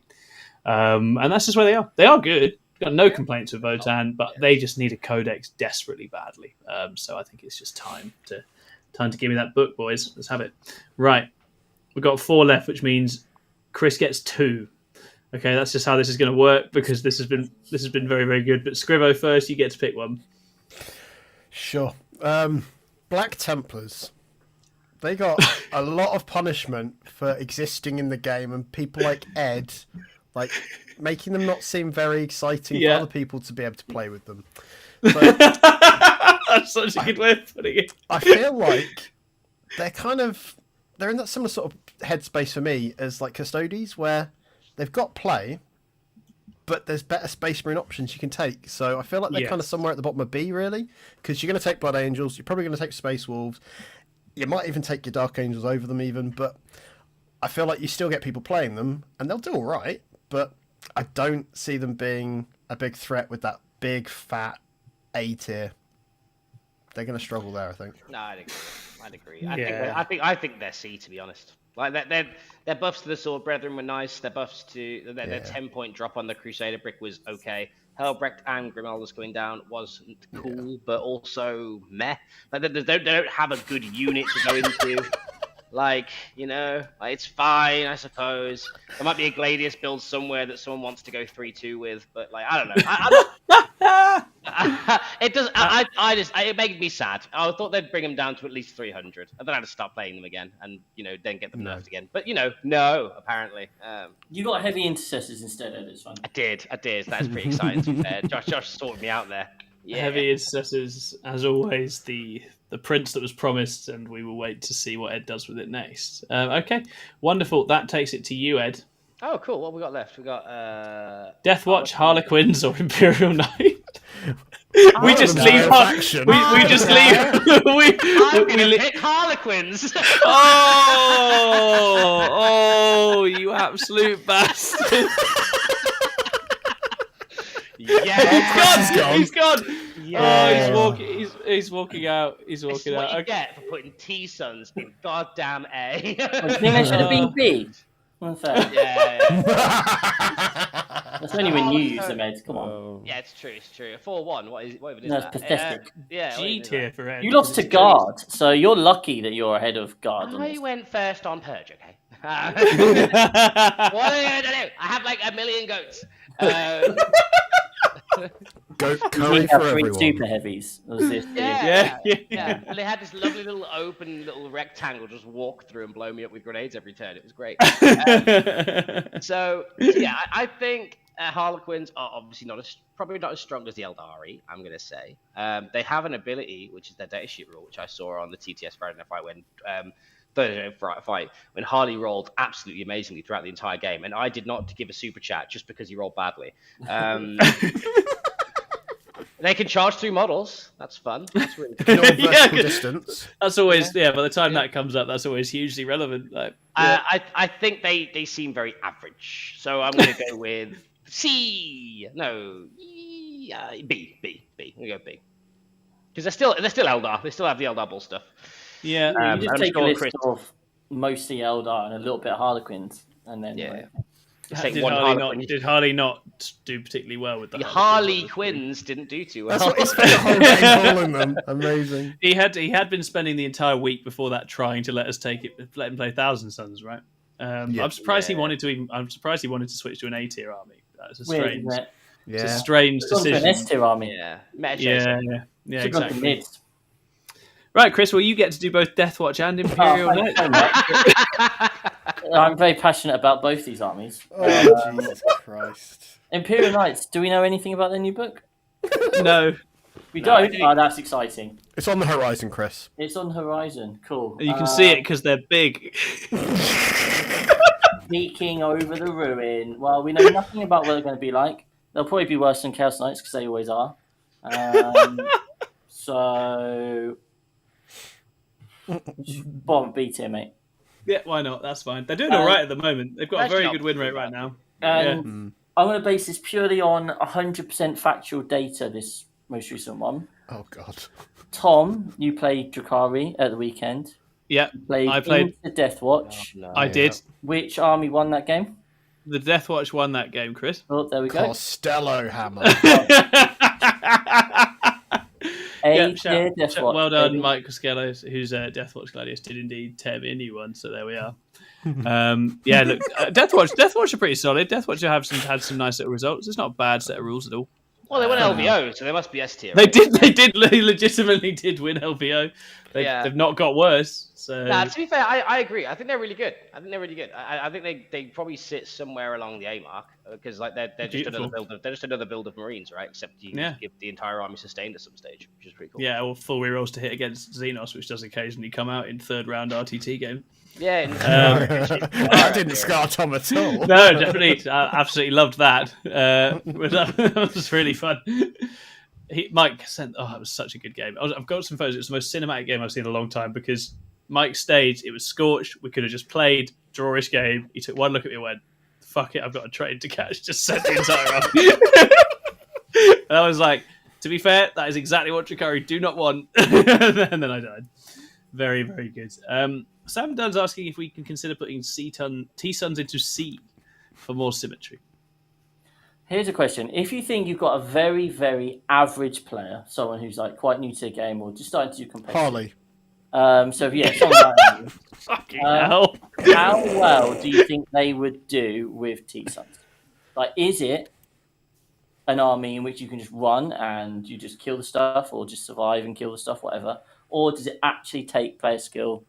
Because an S-tier army, right, is based around the fact that it's so powerful, the rules inherently are so powerful that it can just beat people, right? Oh. Whereas if we've got an army which is actually a bit trickier to play, and yes, it has the potential to be S-tier in the hands of whatever the top level plays, but isn't, then it could be argued that he shouldn't be S tier in the first place, and Chris was right all along. But I'll let you have that conversation yourself. So it's interesting. If it is having to cast a spell to get your Oaths of Moment enough of a gateway to keep I don't know. I've not played it. to keep players out from achieving things with this. Because you can fail those things, right?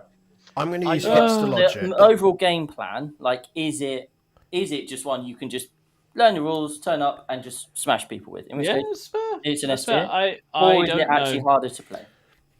I don't know. Can I be honest? I went to use these goats right over the weekend, and that wasn't Coven. And it was actively worse. I think Coven is obviously better, and I didn't have the damage in the list from the Exalted and that sort of thing. I lost against Guard on Purge going first, and the rest of the games I smooth-brained, walked forward, and killed everything. Like, that's not the optimal detachment, right? That's not the optimal detachment. And Vic got unlucky, just got gnawned. Like, there's a few things like, but also that could have just died. That could have also equally just died. You know what I mean? Like, but it just didn't. It spiked. Like, you got to remember, like, I think if you give elements to Thousand Suns with units that can't die from 4-ups and 4-ups, and then they just don't die, yes, it can go wrong. However, generally speaking, I don't see it as that much. Like, in terms of like balanced player skill, I'd say BA are probably more skilled than like T-Suns, because that's combat nuance. Whereas if you've got 18 goats with a 30-inch range and a lone up, you don't have to worry about positioning. You just need to make sure you can see it and are in range. And it's just, there's lots of things that equate to having uninteractivity from your opponent. Therefore, it's very easy to use. It's like, you know what I mean? Like, don't worry, if you're playing against a good player and they're actively better than you, and they're playing an army that can play into them and give them a game of some description somewhere. Like Librarius. A lot of ifs. Yeah, like Librarius. Yeah, of course. That's what I'm saying. If. But it ultimately comes down to the army's broken. It's really I respectfully disagree. So I've got one more bit of evidence to throw forward. Go on. I mean, this is some hipster logic here. So if they're this busted, in agreement with Ed, that is why someone like Tom is getting rid of them. If they're that good, that's why Tom's getting rid of his army. So I'm trying to sell mine and Harley's trying to buy one. Does that give us any that tells me that this direction? Is cooked. Yeah. There you go. That's actually very good. That's good read on the psychology of the people involved there, John. That's because Tom doesn't want to play something that's that good. He also, I'm shit at Thousand Suns. He gets migraines. I always have been. And there's, even if they did make an 8, which I'm not confirming or denying, I might have to let Alex Fowler play them instead if we can tear him away from his custodies that he's currently playing all the time. Oh God! Then I think we'll see. Sam Dunn says C tier, yeah, absolutely. And it was so funny. Like the other night, some goats died, and Greg Chamberlain was like, "I've just traded for 160 points." I was like, Greg, 80 points. You've traded for 80 points. They cost half what you think they cost. Their army. That's how much they cost. Oh my word! Absolutely bananas. Greg realizes an army's broken. It's just, he takes it so well. Stunning. He takes it so well with such grace. Yeah, he's just like, every single model in the army should go at 50 points. I love him so much. Right, guys, that is our highly speculative tier list. We'll be very interested to see how this develops as we go. So in S tier we have Death Guard, Blood Angels, Emperor's Children, and Tyranids. Thousand Suns not making the cut. It is quite a fat S tier. I think it's interesting to have a very clear and potentially obvious S tier immediately after a balance change. That's perhaps not necessarily what you'd want. Maybe that's something we can take forwards into the next one. Then a huge A tier, which I think is exciting. It means there's a lot of armies competing, and we are seeing results for a very wide array of factions right now. T-Suns, Chaos Knights, Necrons, Chaos Space Marines, Space Wolves, Chaos Demons, Guard, Aerodari, Deathwatch, Drakari sneaking in there, and Standard Space Marines.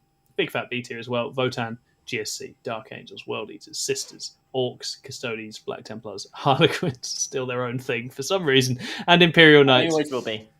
C tier with Tau, Grey Knights, and Admech, and D tier with our beloved Imperial Agents. So overall, healthy looking game, but a few very scary meta menaces up the top there. And we'll see how that all shakes out.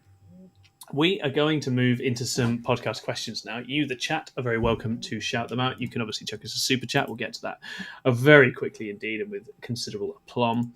And we'll read some out from our Discord as well. Thanks for supporting us thus far. If you haven't hit like and subscribe, please do that. If you want to leave us a comment, we would absolutely love that. And if you want to sign up and support us financially as a YouTube member, we'd also absolutely love that because money's awesome and Chris's opinions do not come cheap. Okay, this is experts. This is expert analysis. Money comes cheap. Way in that we are not the same, and that's fine. So let's get Discord open, and they went absolutely off for this. They went absolutely bananas in the chat. So we shall see. BANANAS. Oh, nice. Bananas. So, fucking hell, this is going to take an hour. Right, okay. Sam Dunn says, is there ever a world in which Blood Angels got massive buffs because there's a meta full of predators coming, e.g. Death Guard and Fight on Death War Dogs, etc.? What do we think? Sorry, you asked me that question. It completely bounced off my brain. I did not understand that. What did you say again? Say that one more time. He is suggesting that Blood Angels have been buffed because there is a meta full of other scary things coming, like Death Guard and apparently Fight on Death War Dogs. No, I think they just made a mistake, dude. They didn't go. You know what? Struggling right now. I think realistically, what's happened there, dude, is just an oversight of how bad those points changes will affect the army. It's not just about the fact that you get more stuff. You get more stuff that increases threat ranges of it, or makes it better, and that will make the army as a whole much more strong. Right? That's the issue, and I think it's just been missed. I think it's just a mistake. I don't think it's some grand design. I think it's just they thought it would be good, and it turns out it might not be. It's the age-old Marines problem, right? That they changed the points thinking vanilla Space Marines could do with a buff in other ways, and then they forget that all these supplements interact very differently with it as well. So yeah, absolutely. Like the Vanguard vet's coming down like fucking 1,000 points. Like them coming down that. They physically pay you to take them now. Yeah, they now give you them for free. They send you a voucher in the post every time you take a unit in your list. Exactly, it's insane. And there's totally not a reason behind that whatsoever in the fact that they're old models and they're probably going. But like, but I don't know. I think them coming down 30 points for a unit of 10 is absolute insanity. Like I just do not. Get that. People were using them before. Yeah. If a unit's just on the border of not being used, or like being used a little bit and stuff, and then they drop 30 points for a unit of 10, you just go, okay, I'll have 30. Like it's just crazy to me. It's just an oversight, and either that or they just really wanted BA to be stronger, and I don't know why that would be. Maybe they're BA. But we've had it towards the end of editions where they like to throw some grenades in, right? I think it was about this time towards the end of 9th they did similar with. Arcs of Omen and everything went mental. So yeah, I guess it's probably not dissimilar to that. Louis Baldington says 100% yes to the question, and Louis can always be trusted as a witness on Blood Angels and their relative strength, so we'll let that happen. Louis plays Blood Angels. He does. It's Joel Scott says, me patiently waiting for the roast of Tyranids. Oh no, we were fine. We were very nice to Tyranids. We put them in S tier. We're happy with that. That's all fine. James N says, did the changes actually buff Tau? Or just a lateral buff? Did Montcar become the best detachment? What do you think, boys? Tau. So I'd say Tau. I'd say they haven't really had a monstrous buff. I actually think it was actually a nerf overall. Mainly because every Tau player has said it to me, and if everyone is saying it, it must be true, right? Like that's where I'm at. But I don't know. Yeah, I don't know where they sit in terms of whether Montcar or Callion's better. I think the fact that they've lost the sustain 2 for absolutely no, I don't get why. They weren't ruining worlds with that sustain 2 anyway. I think they might be suffering from more DACA sins, which at the same point that is kind of Tau's role in 10th edition, suffering for other people's sins and having their army nerfed, which is fine. We love it. We love that for them. Yes, they have not been buffed. They have not been buffed. Like even down to there was a list like the Crew hunting pack where you had like 120 Crew running around and stuff. That was a list for a while, and that was fine. It wasn't like ruining the meta and stuff. But hey, let's just make 20-man Crew units 20 points more. Why not, right? But they're clearly broken. So no, they have not been nerfed. No, they have not been buffed. I think they've actually just been a smidge nerfed. But I haven't seen the impact of the rerolling the hits thing against one thing. I know that the mechanic is smoother to play, which is nice, but no, I don't think they've had that much of a buff. if they have it so minute, it won't really, be massive. Do try Montcar. Try running at people, see if it works. I don't know. Yeah, if it will, but, I know that a couple of people at UKDC have been using Montcar to some effect. So maybe that's the secret sauce. Who knows? Who knows? Next up, we have Gustavo, who asks, "How are we buffing guard now that they are dead once again?" Which some people are laugh reacting to. I'm going to give him a little. Crossed arms Eldar reaction there. That's how I feel about it. Oh my god, amazing! That's how I feel about that. What buffs do you think guard need, Chris? Seeing as you are an expert, probably a bit more stuff. A bit more like. Cheap units to play around. More cheap transports and infantry, I think, would be good. Yeah, right? if you have those, then you can add those on top of the 3 Baneblades. The triple Baneblade. Yeah, and that would really be nasty. Ratlings and a Baneblade, that would be the best, right? Yeah, fading Ratlings out your Baneblade is just top level. That is definitely. That's probably S tier, to be honest with you. I agree. Is S tier. Okay. I think they need to take huge point cuts to the Baneblades to try and incentivize taking them, and then just see what happens. You've set the scene for it. You've got Leontus able to order them now. Let's make them really cheap as well. How many points are they at the moment? Like 400 or something? I don't know. Yeah. Up there.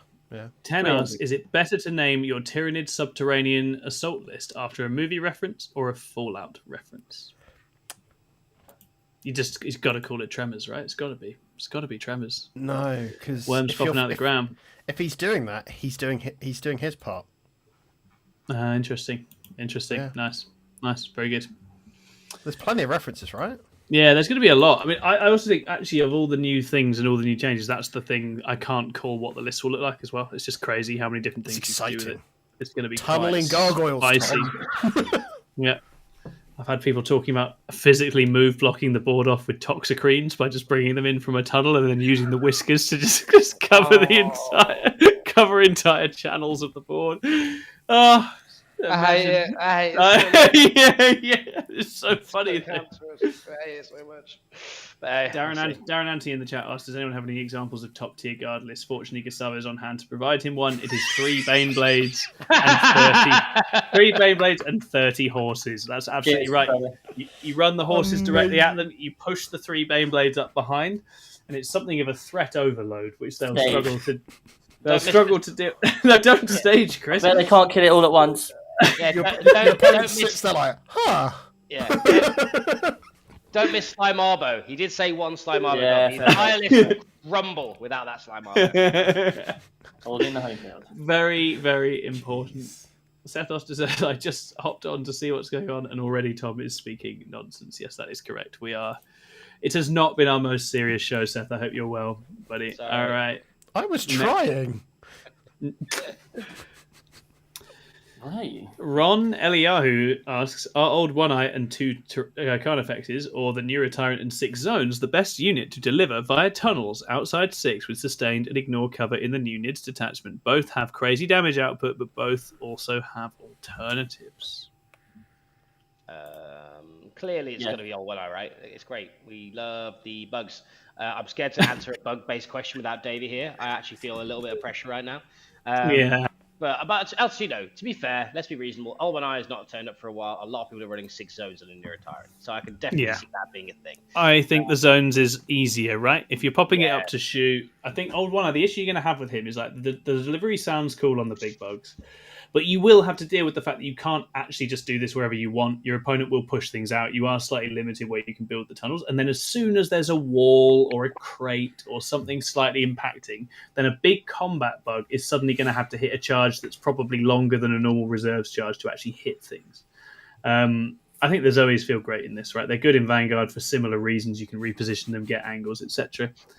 So I see no reason that this won't work. I'm going to take it back to the guard scheming because actually I think we're on to something here. We've got Gustavo suggesting that you use Sly Marbo for a turn 1 jail. Sam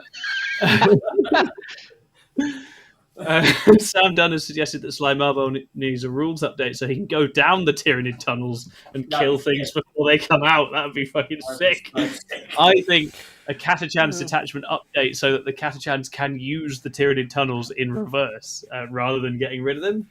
That sounds awesome. I am here for that. So many implications. So many implications. We are approximately a third of the way through these, boys, so hold tight. I think, as often happens in our questions area, they've started just talking about some other stuff. Next one's Chen. I think they're just talking about the NIDS detachment more. So Chen then asks, if you say Hammer Strike 3 times in the mirror, does Josh Roberts appear with a Storm Raven to put 100 VP on your mum? I should have spotted how that ended before I read it. I read that before you started reading it, and I could not wait for you to finish it. I was so excited. It's the way you started it. You thought that was going to be so innocent. I thought it was really serious. Got him. It starts with, if you say Hammer Strikes 3 times, do you really think it's going to be serious? You don't think that's going to end with Josh Roberts and someone's mum, do you? I think very reasonably. At least he didn't say, he could have phrased that much worse, to be fair. He could have done, and I don't have an answer for you. I think just don't risk it, though, right? Because, just say it 2 times. Josh Roberts is a completionist. Don't mess about with that. To be honest, there's actually lots of speculation about whether it's in a mirror or not, but it turns out any reflection works. So if you say it's like a polished plate, it happens. So just don't do that either, is my recommendation. So, Josh is extremely dangerous in the mirror, so do avoid the mirror as well if you can. Okay, so then we've got Saint Michael, who asks, clearly attempts to buff AdMech haven't moved the needle and they need a ground-up conceptual rework. What army identity would you like to see for them? How would you differentiate them from Guard? So Planes. It's surely time for Chris. It's time for Chris to write an AdMechly unbiased AdMech rework because our Jack's wonderful Tau video has been a huge success. And I think it's time for our dear leader to use his deep-seated knowledge and love of the AdMech. I am very on the ball with everything they can do at this time. When did Chris become our AdMech main? Because it was funnier, and also okay. Ed, do you think you could write an AdMech rework video? An EdMech. No, I think I could. I think I could. All you'd have to do is just drop everything by 10%, and then don't do that. They need just more units. That feels the fundamental issue. Yeah, I think Rangers should be like 30 points less, and Vanguard should be 20 points less, and then just take 100. Vanguard. And then just take 120 of them with stealth and be like, blah, blah, blah, blah, blah, blah. And maybe an additional AP on their shooting and full back. Yeah, there should be AP 1 base, and then get the +1 from there. You should be able to give each unit, and we should probably take them in units of 20, and then give each unit a load of different buffs, so they can do basically anything. Yeah, tell you what, actually, Chris, do you think this sounds broken? What if we had an ability at the start of the phase that on a 3-up, on a target, but you can do it for every character. You get full rolls to hit, or +2 AP, or you can move a unit 6 inches. That sounds broken as hell, doesn't it? That sounds amazing. He's making it sounds point. incredible. It sounds amazing. It's broken as hell, isn't it? Imagine if an army could just do that, right? Yeah, with that many units, that would be amazing. If you had a lot less units, then probably not amazing. Probably A-tier level. You could take that many units like goats. You'd probably go 4-1 with it. So. Oh no. Saint Mikhail says, I regret asking this. Sorry, Saint Mikhail, that's not the effect we want to have when we answer your questions on this show. So if you have a better one, that we can answer that as well.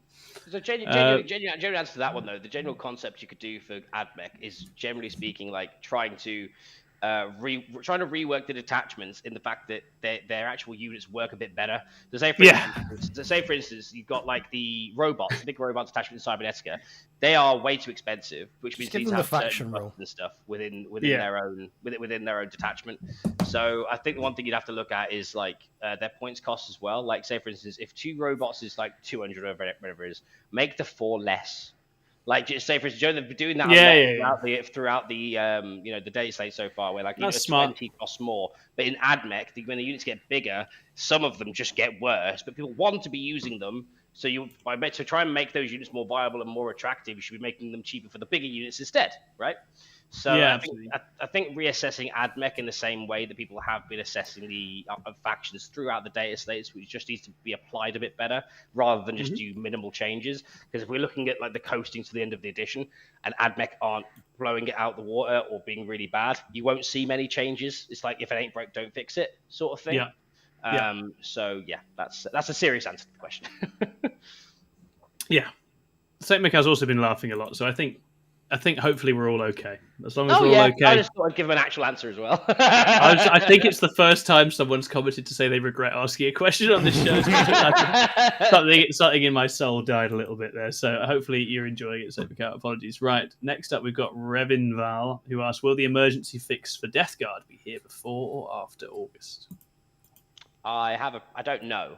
I don't know, but I goddamn well hope so. Is my Yeah, it's not so bad that you can't live with it, right? Like it's not like, oh, I put my toys down and I'm immediately tabled no matter what I do. That's not where we're at, but it's very good. I think nudges to some of our S tier candidates would be quite nice. I think. And ups to some of And us. Thousand Suns. No, because it's A. They're fine. No, wait, they're fine. You need to understand the screw. Do you not understand the tier list? Come on, man. You've done enough of them. Chris is telling someone that they don't understand a tier list. Yeah, have you noticed how he's rebellious? He started eating on the stream to appear nonchalant and unbothered as well. Yeah, he's not even hungry. He's just I'm doing like genuinely starving. And these beautiful Haribo are fixing it. Oh God, I'm Other jealous. sweets are available. Yeah. So yeah, I mean, I don't know if any emergency buffs will come. I don't know if emergency fixes are needed for the overall health of the game. It just might be nice. Rinsei asked, "Do Dark Angels deserve to continue suffering for the sins of Ninth, and why is the answer no?" Yes. They're not. They're fine. Yeah, solid. Yeah. Just take got This this new detachment's fantastic. I really like the new detachment. I think there's a really good, interesting build in there.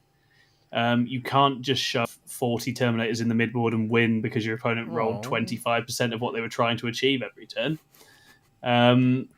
which is where they were. And yes, they do deserve to suffer for that because that was fucking obnoxious. It was a miserable play style. But I think that it's on them to find a new way for Dark Angels, a new angle. And I think this detachment gets a lot of the way there, personally. It shows that style without it being obnoxious. Yeah. It's sort of, again, it's more about the counter plays you can spring with it rather than I shove this, you bounce, you die, which I think is interesting. Dopius Panda asked, "Why did Wraiths get cheaper?" And several people are laughing. I'm just going to put a crossed arms Eldar reaction to that one. Because it works for everything. Oh dear. I will put one on there too. Yep, very good. Very good. And I'm going to put this to be H as well. I mean, I don't know why Wraiths got cheaper. I can't fathom that. And I'll find out on Friday when I play into Necrons, and it's going to be great fun. Matthew asked, "Magnus or 3 Forge Fiends?" Terrain dependent. UK Yeah. 3 Forge Fiends, WTC Magnus. Yes. Yeah. It's my answer. I think Vic and Dave have done a lot on this, haven't they? Over on Fireside, and I sort of see the logic.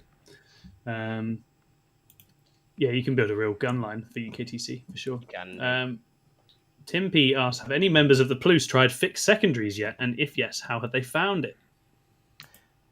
Yes, I have, and they're fantastic because it means you can dictate challenger cards, and that's really, really annoying for people. So one of the common things is if you've got a kill secondary available to you, what you can do is take the kill secondary, aim for like 16 to 20 points on that, and then you can take like engage or something like that. So if you can take engage and just aim for the 1 or 2 points at the start, and it means that you're basically guaranteed your kill secondaries won't happen until late game. So what will happen is you'll score like 1 or 2 points a turn at the start, and then you'll get your kill secondaries late game, which means you'll have 2 or 3 turns of challenger cards, and then get all your kills at the end. So and that will make up the points that you miss out on engage. It's an exceptionally powerful tool if used correctly. However, it's about recognizing when you should take those kill secondaries or when they can deny them from you and be annoying. Like it's obviously declared at the start of the game. So I believe you don't have to attach characters until after you found out that information. So if the characters don't really do loads and they're just there for like, free strats or something like that, they will just separate them off and just not give them to you. So especially that's the old thing of Ninth as well. Like when people took kill secondaries in Ninth and couldn't get them, they just had like, an entire section of secondaries they just weren't getting. Now it's even more impactful because you only have 2.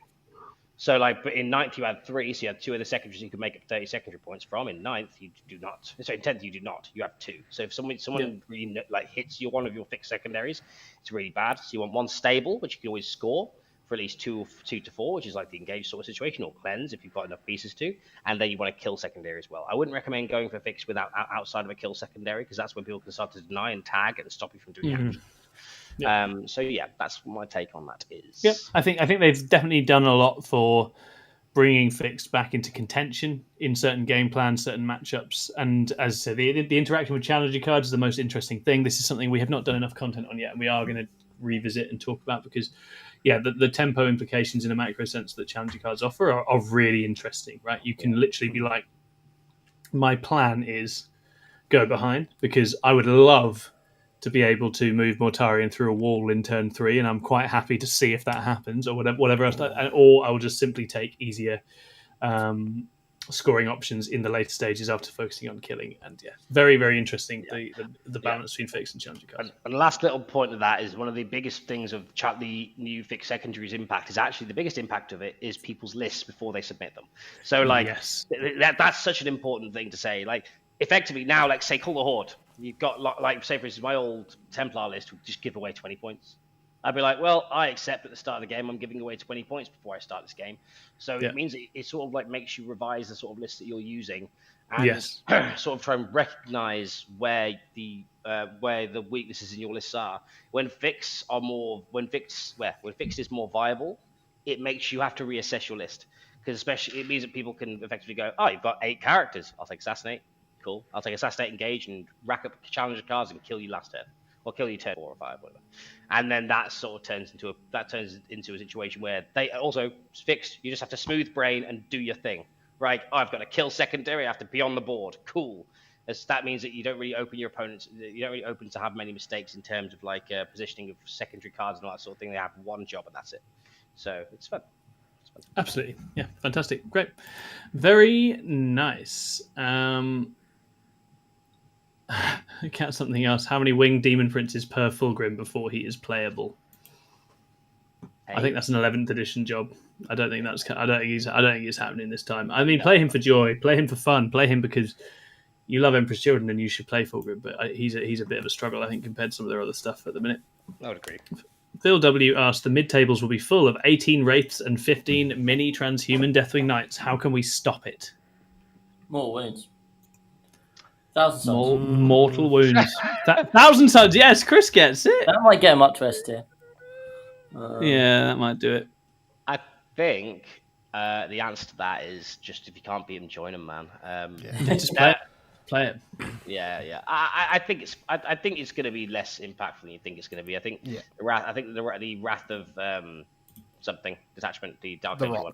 That's the one. Wrath of the Rock. That it's not going to be turning up and just smashing every event. You'll might see it in the mid tables a lot, but there's a reason why you'll see it on the mid tables.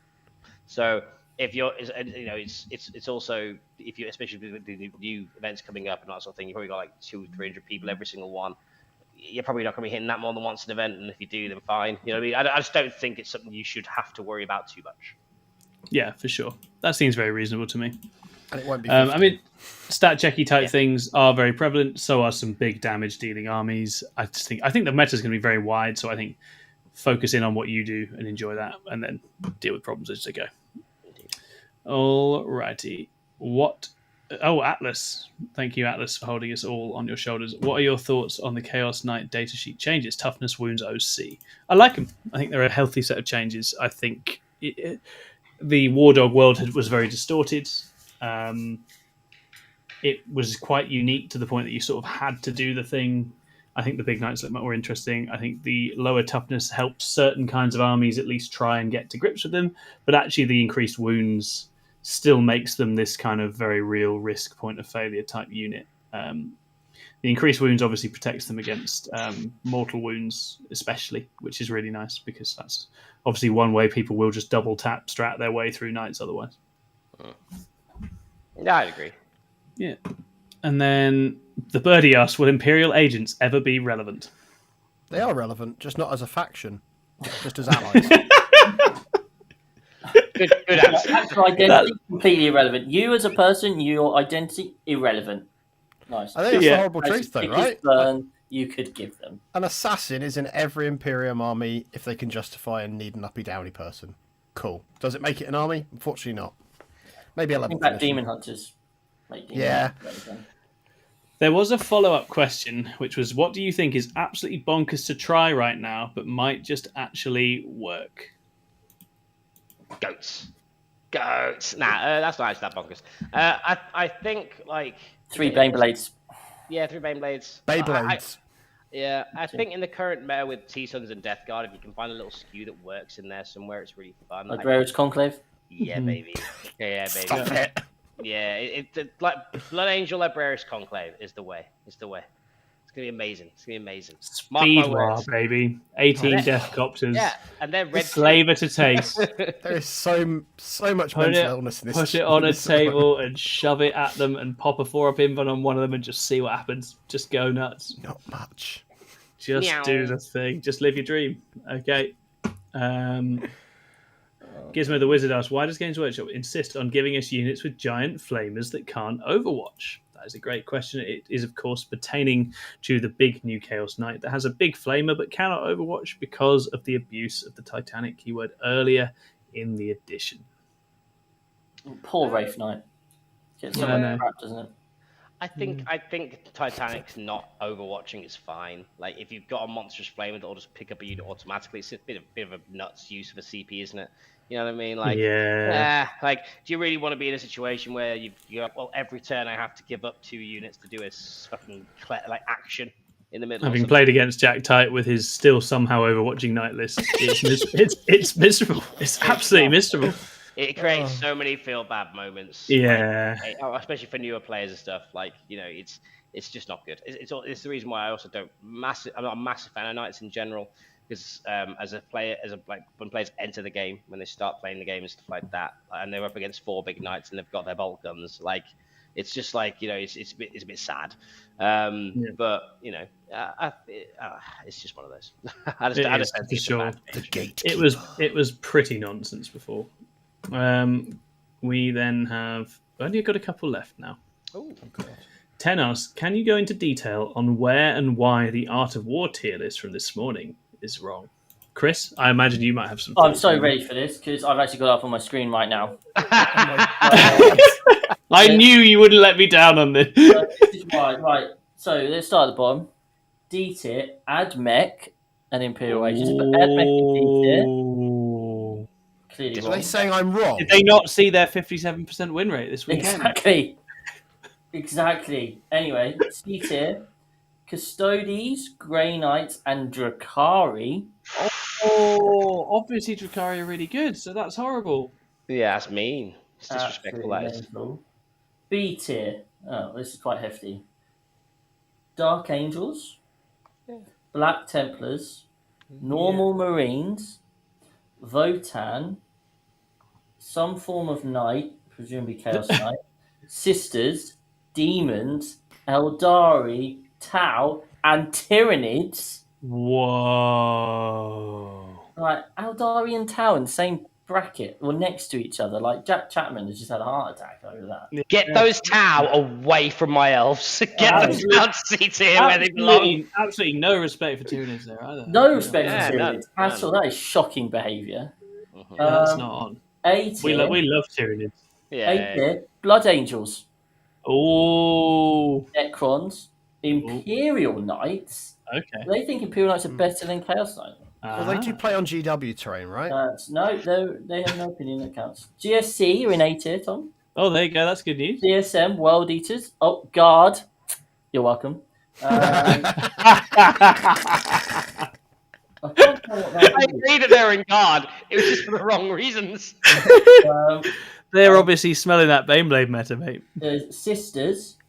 Death Watch. You've already said Sisters once. Am I? Have I? Yeah, you said they were in They're B. so good they're in there twice. No, it's just answers. Oh yeah, they're in B tier. So what the hell is that? I don't Probably Emperor's Children with a little nut. No, it's not Emperor's Children because Is it because it's got boobs? Is that what confused it? Orcs are in A tier, and then S tier is Emperor's Children, Thousand Sons, and Guard. Death Guard. Sorry. Okay, there you go. Close. I agree with Thousand Sons one. So we've got some very controversial takes there. Jesus Christ! I think they've just come at this all wrong, right? I think they're probably probably thinking very carefully about how they rank Things. armies on a consistent metric, and that's just not going to get you anywhere in this. They haven't wildly speculated based on having not experienced anything, so therefore they are in. I just went with vibes and feelings. Did they not see my 2-1 RTT run on Sunday with Jakari? Like, what are they comment saying on the video? What are they absolutely? What are they saying? 60% win rate. You know, if it wasn't for that very dangerous Deathwatch Gladius Bricks list, I'd have been through. I'd have been through. You'd have been there. Oh, they just don't respect it, do they? Just don't respect it.